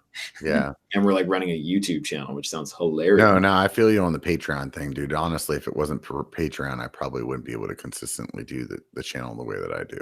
Yeah. Well, like it helps everything move smoothly. Like these lights, like they help like buy those, like it just helps you do things better, faster, and higher quality, and then also just like pays the rent and like buys groceries. Like it's incredible. All these things are so expensive that like kind of play into it. When I first started my channel, I was like, all I need is a GoPro and a gimbal and I'm good. And it's like you don't realize how much, like, I mean, I got lights too. I don't have a like fancy way to show everybody right now, but I mean, like it's the same thing where it was like, wow, I mean, I didn't really think about that, like that cost, you know. And since I started doing the biker bar more than my POV stuff, dude, my Patreon's been taking a dive because, you know, some people are into Patreon for the POV and the extra content that was coming from that. Yeah. So it's definitely it's tough because it's like on one hand you want to do creatively like what you know you're good at or like what you can do because of life.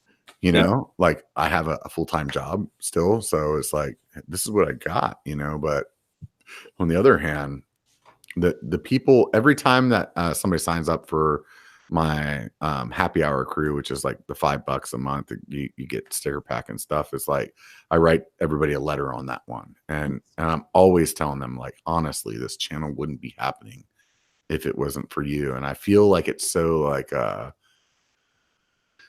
I can't think of the word right now where it's like that's cliche? Like what people cliche. Thank you. Yeah. Where it's like, but I mean, I really mean that. Like you like if it wasn't for that, like I wouldn't have the money to drive to Sedona next week and back and pay for a hotel. Yeah. Absolutely. You know? Mountain biking's kind of expensive, man. Yeah. And keeping content going for sure. Or even like, you know, like what I've told other people in the past too, where it's like, you know, when you're just when you're a regular guy, just mountain biking, right? Let's just say you screw up your rim or something like that. And you need to go take it to the shop and get it fixed. And they're like, oh, it's going to be 2 weeks. You're like, okay, cool. I'm going to go do something else next weekend. Yeah. But when you're a content creator, you're like, oh, fuck, dude. Nope. Well, I guess I need to rent a bike, and I need to like, oh, maybe I should go drive to do that other thing down at that bike park where I know I can rent a bike. Like there's like gas, and then there's renting the lift ticket or the rental bike, and all those things come in. Yeah, for sure. So those of you guys listening, if you're not part of my Patreon or part of their Patreon, like consider it.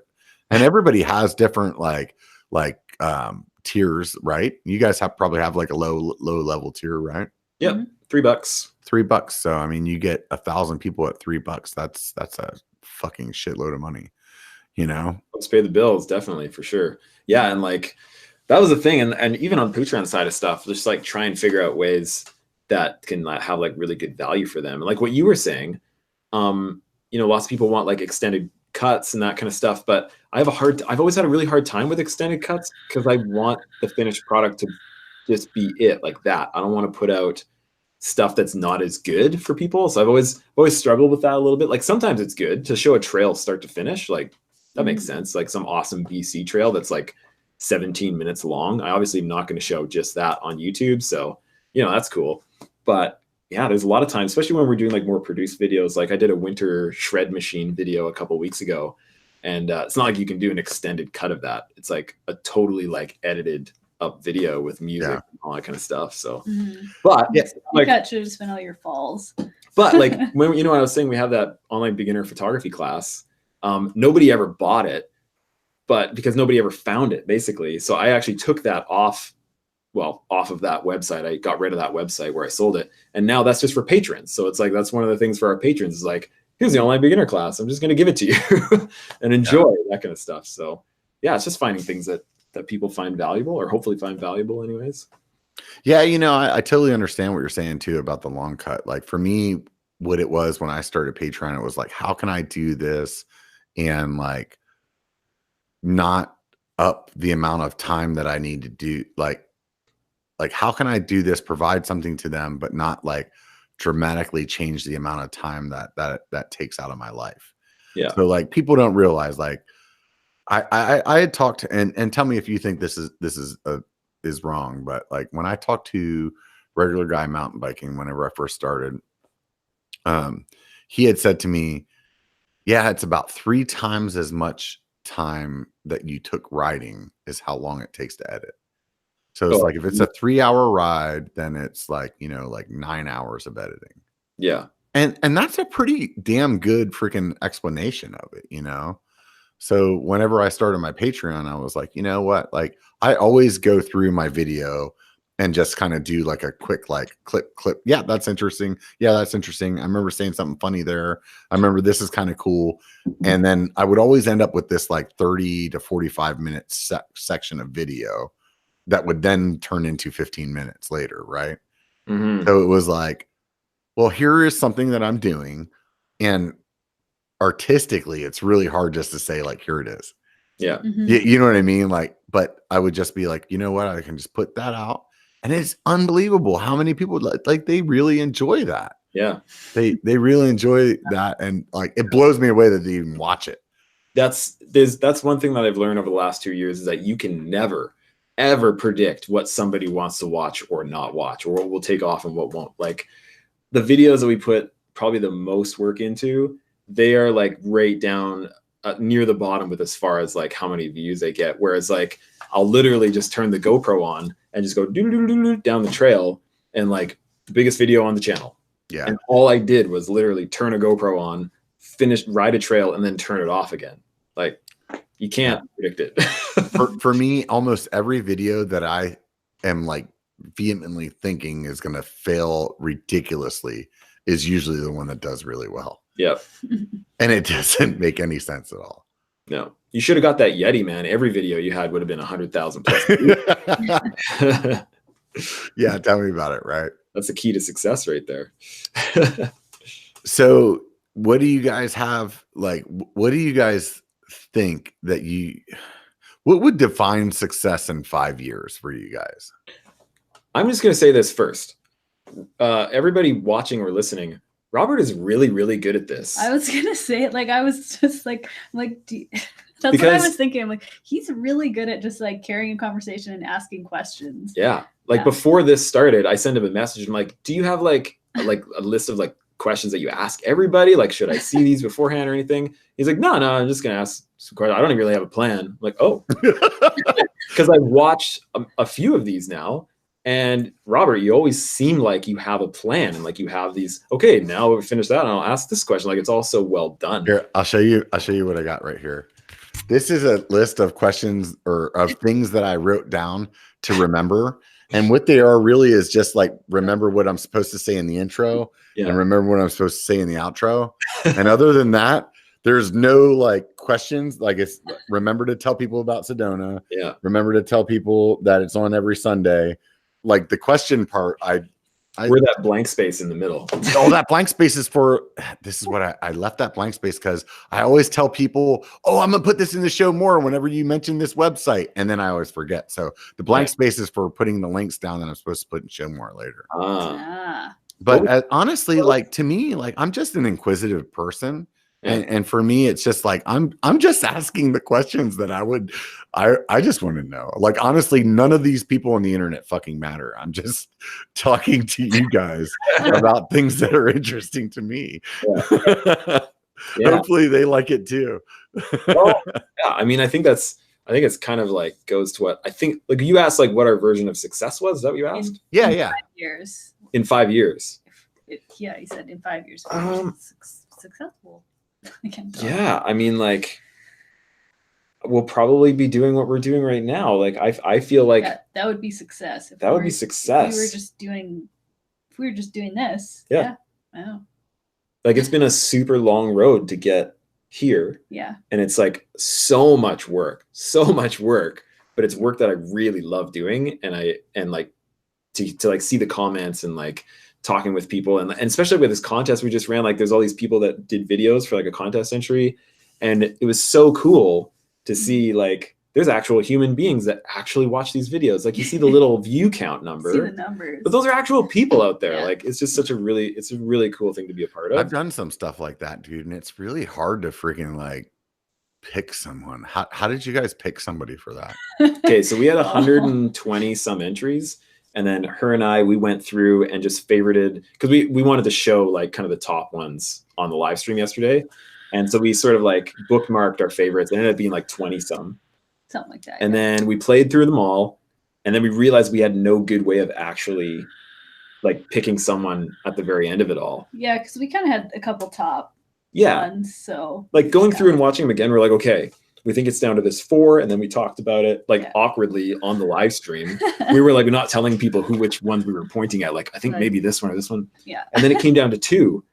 And then we literally did rock, paper, scissors to decide who would win this bike frame.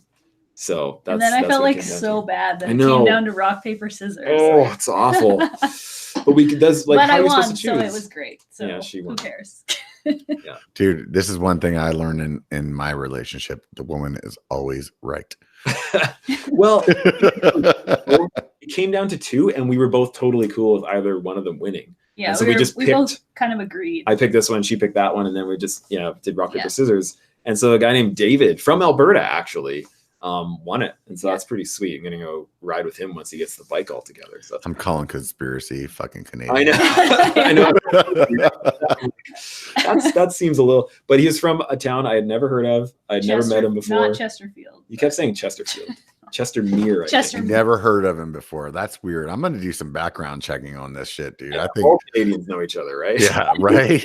Well, there's like 20 of us, so yeah. Honestly, man, success 5 years from now is just this, and that's it. Yeah, we're good. So, like, is this channel about travel? Is this channel about your family? Is this channel about like bringing people up to another level in mountain biking? Well, it's about all those things, but it's really that underlying layer, and I hope it comes through, and I'd love to have it come through more of the fact of like, you can do the things that you want to do in life, and you don't have to be pressured into jobs that you don't want to do. I mean, like, all sorts of types of jobs need to be done, but you can make whatever you want to have happen. And so I'd love to just keep building that into the channel, and have that kind of being like the underlying theme to it all.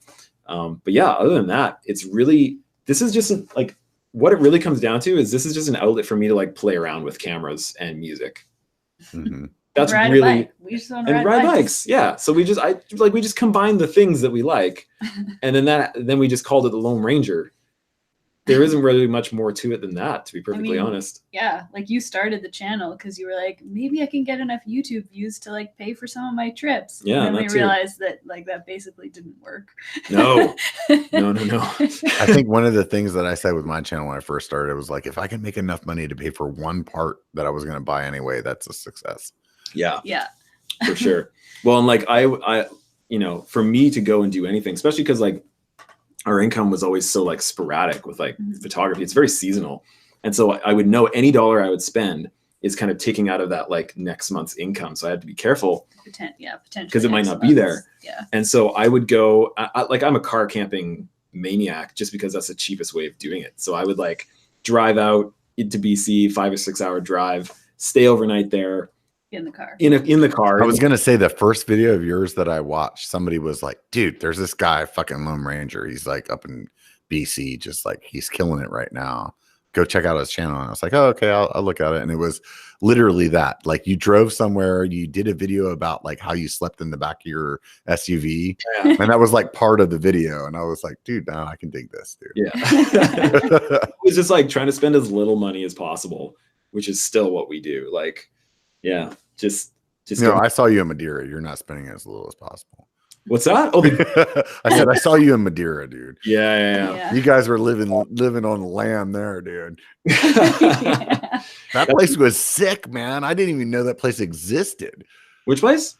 Madeira. When you guys were there, like you guys had like a sweet ass little hotel kind of room. I mean, obviously, like that was funded, but I mean, that was really cool.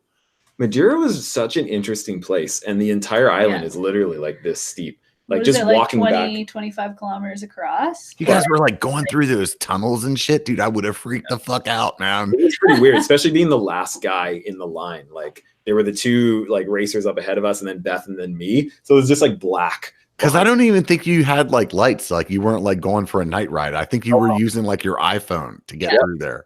Yeah, and ridiculous. So, like, my backpack, I had the big camera backpack because I was in full on squid mode. Like there was not even so much riding. It was mostly just like videography. I had a big backpack and a tripod on the back. And it was like, I was hunched over going through the tunnel because it was so tiny. And the tripod kept catching and wanting to toss me into the river that was right beside me, like this stream canal, this raging river that was beside me. Talk. Yeah. So you guys have kids. So do you guys have like a good family support system there in the city that you live in? Yeah, we couldn't do it without. So how are you going to do that if you guys decide to move west? That's a great question. Wing it. Well, still working on that one. That's one of the reasons why we're moving to Canmore, because it's about 4 hours away from like the rest of our family, because everyone's pretty central around us here in Edmonton. And like my mom, she retired, and so she's pretty cool about like, I hope she's pretty cool about driving down and hanging out with the kids and stuff. But a big reason why we're moving there is so that we don't have to travel as much. Like we just want to be somewhere where we can just go outside and make the videos in an awesome location, like in the mountains. So one of the big ideas with it is actually not traveling as much. So that should help. So you've started a channel similar to Seth Bike Hacks. You're in a spot that's not a mountain biking kind of mecca. So there is also, being in Canada and all, you guys have a big off season. How do you, I mean, you still release a video a week, right? Yeah. So how are you doing that whenever there's like freaking feet of snow outside or whatever's going on up there? Yeah. I mean, it comes down to traveling and shooting as much as we can on one trip and then coming home and just getting out those videos. Yeah. So unfortunately for us, it's not as much riding as we would like. I barely ride in the wintertime. Like I ride on average, like every 6 to 8, like I'll ride once, like every 6 weeks sometimes. Oh, wow. That's crazy, dude. I don't know about you, but I have I call riding like single track therapy. Yeah. Because if I don't have that, I start going a little like wonky. It doesn't show by my physique, but it really is a part of me. Like, what do you guys do to like kind of keep yourself centered whenever you're not being able to have that outlet? I don't. sometimes, keep myself centered. But like that's what fat bikes are for. True. Like fat bikes allow you to get out there and ride on the snow and on the ice and all that kind of stuff. But we just came out of like 2 weeks of super cold weather where we couldn't fat bike at all. Yeah, like all you guys down there, like, oh, the polar vortex, it's like slightly chilly. It was -40 every day for 2 weeks straight. We just came out of it like 2 or 3 days ago.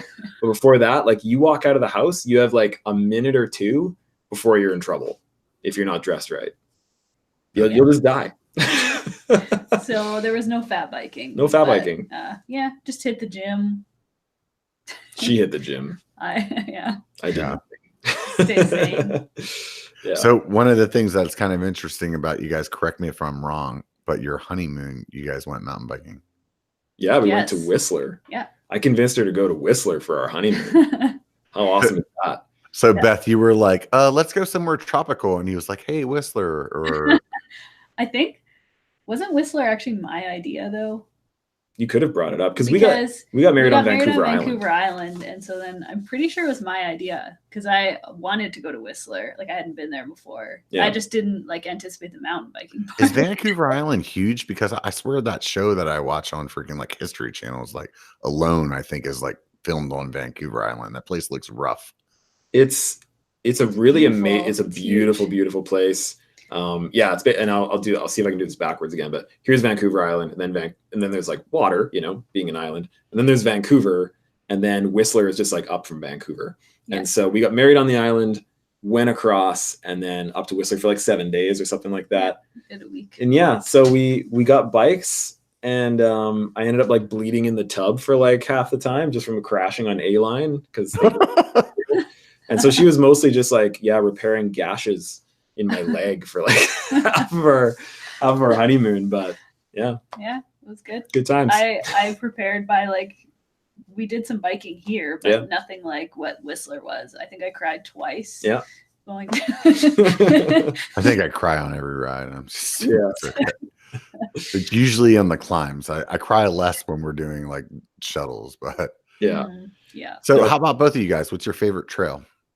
Whether it's local, not like, doesn't have to be epic, doesn't have to be anything. It just has to be like the one that just like that ride that just sticks out in your mind. You're like, that was the day.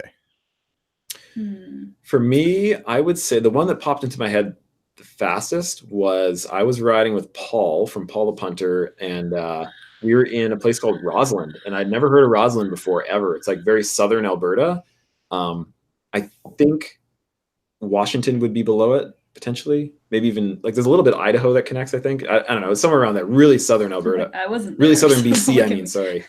And so I had zero expectations, and that was probably a big deal. Like when you really don't expect anything out of what you're about to ride, and something awesome happens, then it's just so much better, right? So we ended up hitting a trail called Whiskey on the Rocks that led into Whiskey and then led into some other trail, and it was like such good riding. Like it was just the right amount of like difficult, like I don't mind difficulty on my rides at all, but sometimes when it gets too difficult, it's more just like fearing for your life than anything else. And then sometimes it's too easy. This one was like so perfect as far as like this is challenging, but I got this, and like you were just flying through it, and there's like rock drops and like all kinds of fun stuff and fast sections. It was so good. So Whiskey on the Rocks in Rossland, probably my current favorite. And Beth? One of my favorite places to ride is Coast Gravity Park, and I just like love, like I don't know if I have a specific favorite trail. What is it called? Red Dragon? Is that the one I really Red Dragon, like? yeah. But hand job. Everybody likes hand job. Hand job. Oh. Yeah. No, that's like, I mean, it's just like one of those places where you can go and ride and it doesn't feel like it. Well, when we were there, because it was spring, it wasn't like crowded. So you could just like, you felt like you had the place to yourself a lot of the time, which I love. Which is a big deal in bike parks. Like you got all the bike park bros. Yeah. Nothing wrong with the bike park bros. But like when you're just like going down a blue trail and someone's like flying up beside you or up to the back and like you're just trying to like, take it easy or whatever, like that's pretty much my life. That's pretty freaky. Whereas Coast Gravity Park, it's all shuttles, like paid shuttles. Like they just run it like as you would a lift, but you go up with everybody, in one big cart. and then everybody gets out, and then everybody goes down at the same time. So you could just wait 15 seconds, and then you're basically have the whole mountain to yourself. No one's going to be behind you until the next shuttle thing comes up. So it's pretty sweet. I really like it. Yeah. Yeah. I also really now am like really want to go try this trail that we did last year called Hopeful, which is Panorama. That's up there. It was like the top end of my skill level last year. You killed it. But it was also like, it was really good. It really pushed me. So, and I feel like I'm like, I want to go try that one again. Yeah, that one's like a super epic trail. Like it's very, very long trail. To climb up there is like 3.5 hours of climbing, I think. And then the way down, I don't even remember how long it is, but it's you go all the way up from the Alpine of like scree slope all the way down into the Panorama Bike Park at the bottom. So it's sort of like top of the world in Whistler. It's very similar to that kind of length, like epic trail for sure. Yeah. So Beth, what kind of trail, like what kind of trail is your favorite kind of trail? Like, is it technical? Is it fast? Is it flowy? I don't know. I feel like I like a mix of things, but I really like flowy stuff. Like when I think of like some of my favorite riding, it's often like more flowy, kind of like, some of the stuff at Silver Star Bike Park, like that kind of. I like downhill. I don't like anything I have to climb. She doesn't like climbing very much. Yeah. The biggest. Funny enough, neither do I. Yeah. So I pretty much just want to go down at all times, but I like a little bit of technical stuff. But I find that I'm the kind of, I get tired of it, right? Like if you're just doing an entire trail that just feels technical, I'm like, I don't want to keep doing technical. Like I need a break from this. It's kind of relentless. Yeah. How about you, Brian? You like, I mean, you're pretty good at jumps and stuff like that too. What's your forte? Something that has everything. That's what I really like about some of the bigger parks. And that Roslyn Trail, you end up from the top to the bottom. It's like choose your own adventure. So you can start on tech, go to a flow trail, go on to like something in between the two almost, right? And then just kind of pick what you want all the way down. So that's what I really like. But as far as like, if I were to pick one thing that I love the most is like absolute pinning it straight line speed. Yeah. Like tucking. And like, I'm not talking like on a road. I mean, like on a trail. What? And, with corners and stuff, but the kind of corners that are built for speed, like not hairpins, but the ones where you have to press into it hard and you keep that speed up and you can shoot out of it. And so like when you rode Santa Cruz, when you rode the flow trail, was that like what you're talking about? I would say that's more manicured than what I'm talking about. I'm talking like natural. So like when you did Braille, maybe? Yeah. Okay. Like the Braille kind of thing where you're like absolutely hauling through the forest, but it's still very natural. Yeah. For me, and I asked you trail, and I think I'm gonna like segue into like favorite ride. Like for me, like my favorite rides, like trail wise, my favorite trail wise is like I just like technical shit. I love looking at something that just looks unrideable and then like, holy shit, I did that. And hopefully on the first try. But like, like even if you have to like session some things and like and now I'm segueing into like favorite ride, like for me is like going out and just like bullshitting with your friends and not having an agenda and just like sessioning things. Like those are the rides that are the most fun to me. I think last year my favorite ride was with Dusty Betty and her husband Steve. And we rode Downeyville, and it was like there was sections of the trail that we had to hike through because it was still under the snow.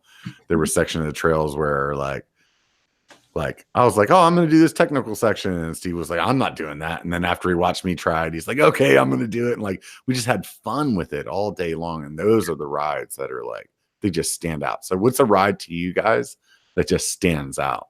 Like aside from maybe it could have been the most lame trail ever, but like the ride that stands out. Oh man, that's tough. Yeah. But I can say that's one thing I want to do a lot more of this year is actually sessioning things. I feel like, especially with the YouTube channel, you always feel like you have to go and just like ride the trail, start to finish, like go and do it. But yeah, definitely stopping and working on, because that's how you build your skills. It's not just like fumbling through it and never doing it again. Like you're never going to build your skills like that. It's Yeah, like, but outside of that, to me, it's like this is one of the things I say all the time, dude. I ride bikes to like let go of stress, not build it, you know? And so like when you're going out and you're just having fun, like that's what this is really about. You know what I mean? It's not about like capturing like the big gap jump or the awesome technical place or whatever. It's really just about like going out and having a good time. Yep. Yeah. And for like every single time I have stopped, and it's always like, if you're by yourself, that's one thing, but like if you're other people, like with other people sessioning stuff, that's some of the most fun you can have on a bike ride for sure. Like everybody's trying it. Doesn't matter how good or bad you are at whatever it is. If you're trying it, people are like, yes, that was awesome, you know?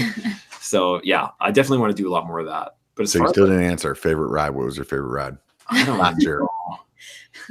Yeah, man. I don't know. I don't think I can answer that. I don't know. I'll give you guys a second to think about it. Last year for me, my favorite ride was definitely that Downeyville ride. Just unbelievable time. I mean, everything that should have been like made a good ride didn't happen. You know what I mean? Like we almost got stuck in the snow getting up to the top. We had to like push the van through, like get the like tracks out so that we could get through it. Like we had to find the trail because it was under the snow. It started raining. Like everything went wrong in terms of like what would make it a great day. But that was a great day. Nice. I don't know. I think one of the best days was when I went to Peru with Sacred Rides in March of last year. Was it March? March. I don't know, something like that. Maybe February. And I'd gotten really sick halfway through on like the Wednesday, basically, sort of midway through the trip. And it like took me down pretty hard. And when I came back from that, I was feeling so good.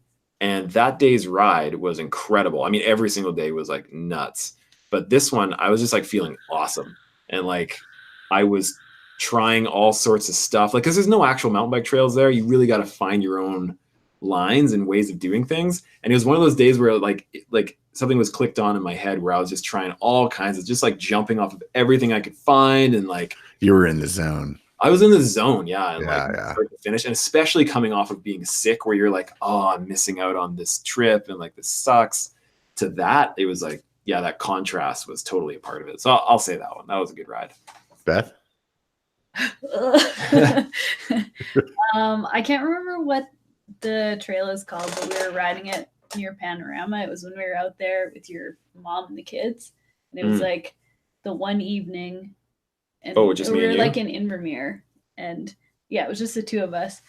And we had like most of the trip, we were doing this like trip with the kids and Ryan's mom. And like there was just like a lot of family stuff that because the kids are there. And it was just like mentally exhausting in that way. Yeah. And then we just like went out and rode in this one trail, and it ended up like being like the most beautiful views and like sunset and just like beautiful flow and a little bit of technical stuff. And it was just like this really nice mix.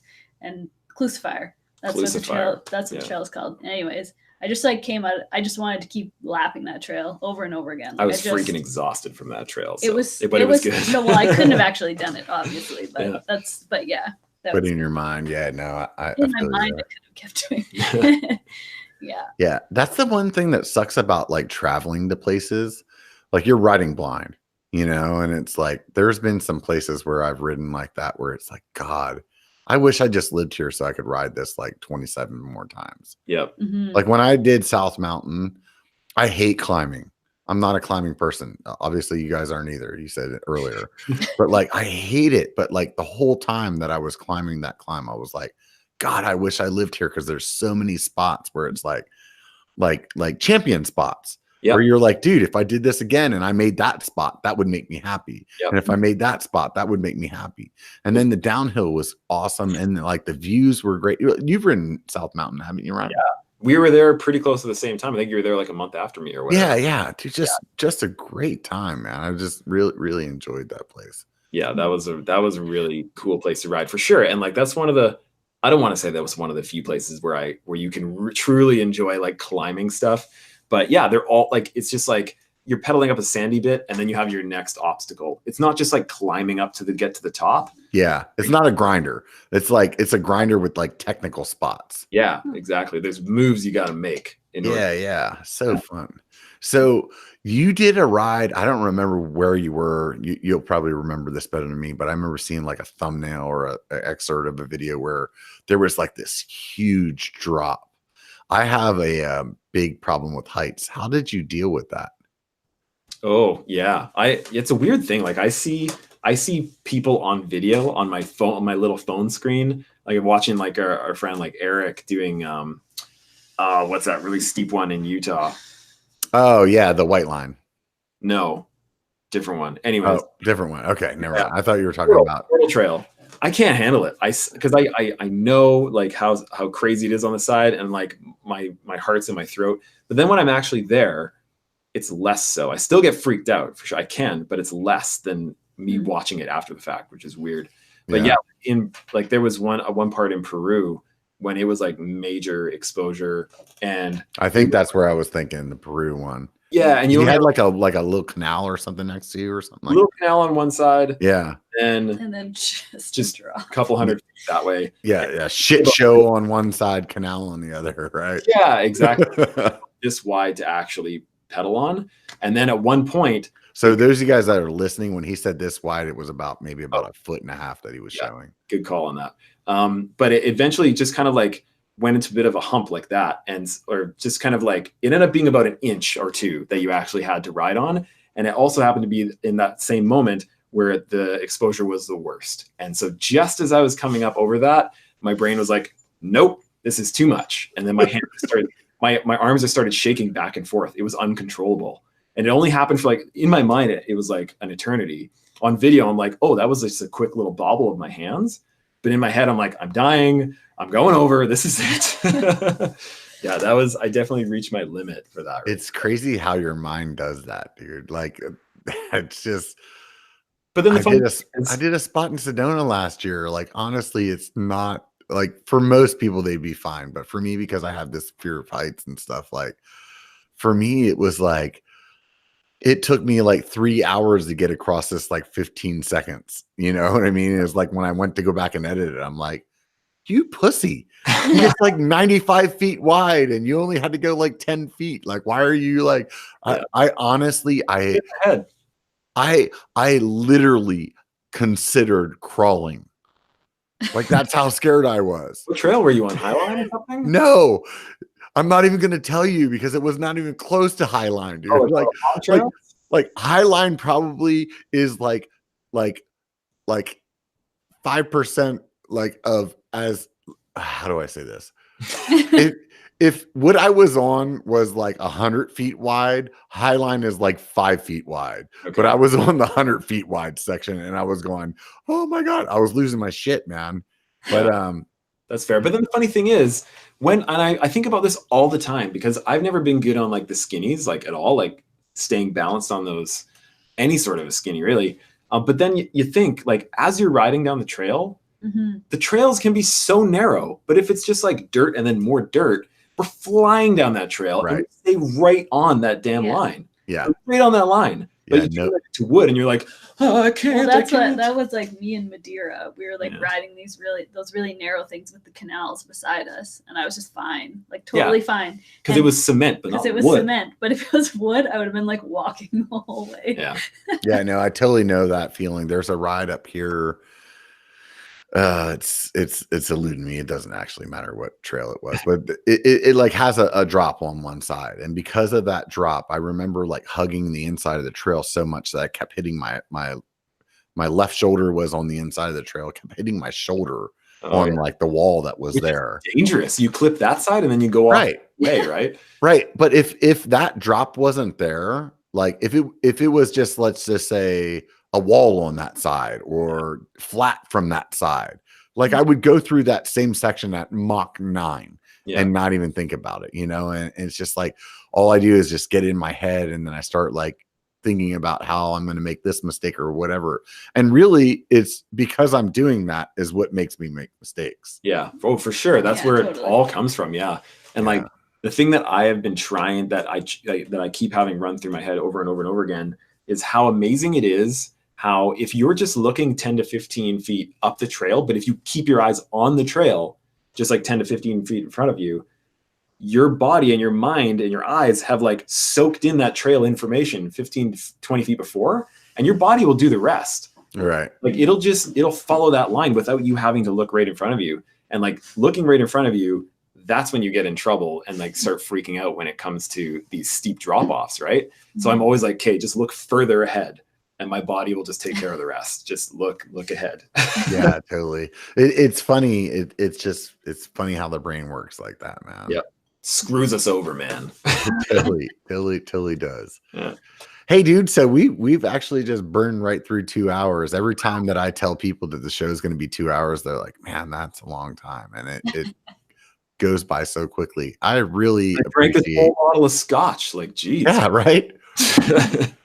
I really appreciate both of you guys like sitting down, taking the time to hang out. Like I was really anticipating like having this conversation because we don't know each other. You and I haven't really chatted, so it's been a lot of fun. And I also got to meet the lady too. That's super cool. Yeah, no, man. Thanks for having us on. I was like really looking forward to this leading up to it. Yeah, you do a great thing here on it. Keep doing this. This is great. Yeah, like you're really good at this. Like, you are really good at this. So, and I love thank you to all the different mountain bike creators that you're putting on here. So it's total like true privilege to be on this. So yeah, thanks for having me. Hopefully in the future we can do some more things where we have like a topic and we kind of like break it out like off camera style, you know, where I'd love to have you guys back on and we talk about, you know, something specific instead of, you know, just digging into why you're not a rock star and you're a YouTube star. But like it was super fun, man. I truly appreciate it. If you guys aren't familiar with Loam Ranger's channel, I'm going to put that in the show more later, as well as his. Hey, you guys should support them on Patreon. You know, obviously their kids need to eat. They apparently don't need to, but come on. No, seriously, I had a great time hanging out with you guys. Once again, anybody that threw up a super chat, I really appreciate. I can't speak English, apparently. It must be the Canadian. That's too much Canadian going on here. So I appreciate all the super chats that came up. Those of you guys that haven't super chatted yet, you should probably do it now. That'd be good. Otherwise, swing by patreon.biker.com, do that. Or like I said earlier, if you're just freaking feeling the cheap, all you got to do is go amazon.biker.com. So that's B1KER.com and make that your Amazon homepage, your bookmark, or whatever it is. So whenever you go to Amazon, you're like, you know what? I need a new widget or I need a new whatever. When you get there, it's like the biker shop, but there's a search bar at the top, just like Amazon. Weird. Imagine that. Type in whatever you're looking for, buy it, and then I get a cut and it doesn't cost you anymore. And that helps support this channel. I would imagine that if you're on the Loam Ranger's channel and you're watching some of his stuff, there's a little show more there. Click the links. It takes you to Amazon. That's an affiliate link for those of you guys that don't know. That gives him a cut too. So like if you're thinking about buying a GoPro or you're thinking about buying something, head up to whoever your favorite YouTuber is and just click one of their links, and then that will help them out. I don't ask people to do things that I don't do myself. I do this myself all the time. For my job, I do IT, and sometimes I buy a couple $1,000s worth of computers. I always hit up my favorite YouTuber's channel and do that first. So do that for me. Do that for anybody else. I don't care, as long as you do it for somebody, because it's just a matter of taking a couple of extra clicks. Subscribe and support us, please. This channel, like the subscriber count is what I watch. It makes me happy. Like when I see that number go up, it makes me stoked. So I would imagine the same thing goes for Ryan and Beth as well, even though they're at like 150 million over there. I think, where are you guys at right now? Oh yeah. I think we're at like 120,000. 120,000. Yeah. Dude, did you get your like YouTube plaque or whatever you're supposed to get for 100,000? No, they told me it'll be in the mail. It's in the mail. They don't deliver it. No. It's so weird. Yeah. Right. You would think that they would come with like a party and like they just hoppers and fireworks. 100,000. That's awesome, man. Congratulations, guys. Oh, stoked on it for sure. Well, once again, do you guys have a sign off on your channel? No, but you know what? That whiskey channel, they have the best sign off, and I'm going What's to try to theirs? remember it because it's called Whiskey Tribe, this channel, but I love it. This is it. I need a glass for it. If you fight, may you fight for a friend. And if you steal, may you steal your lover's heart. And if you drink, may you drink with us.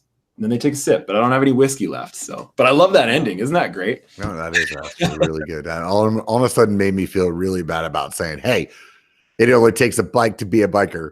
Get the fuck out and be one, bitches. Thanks for having us.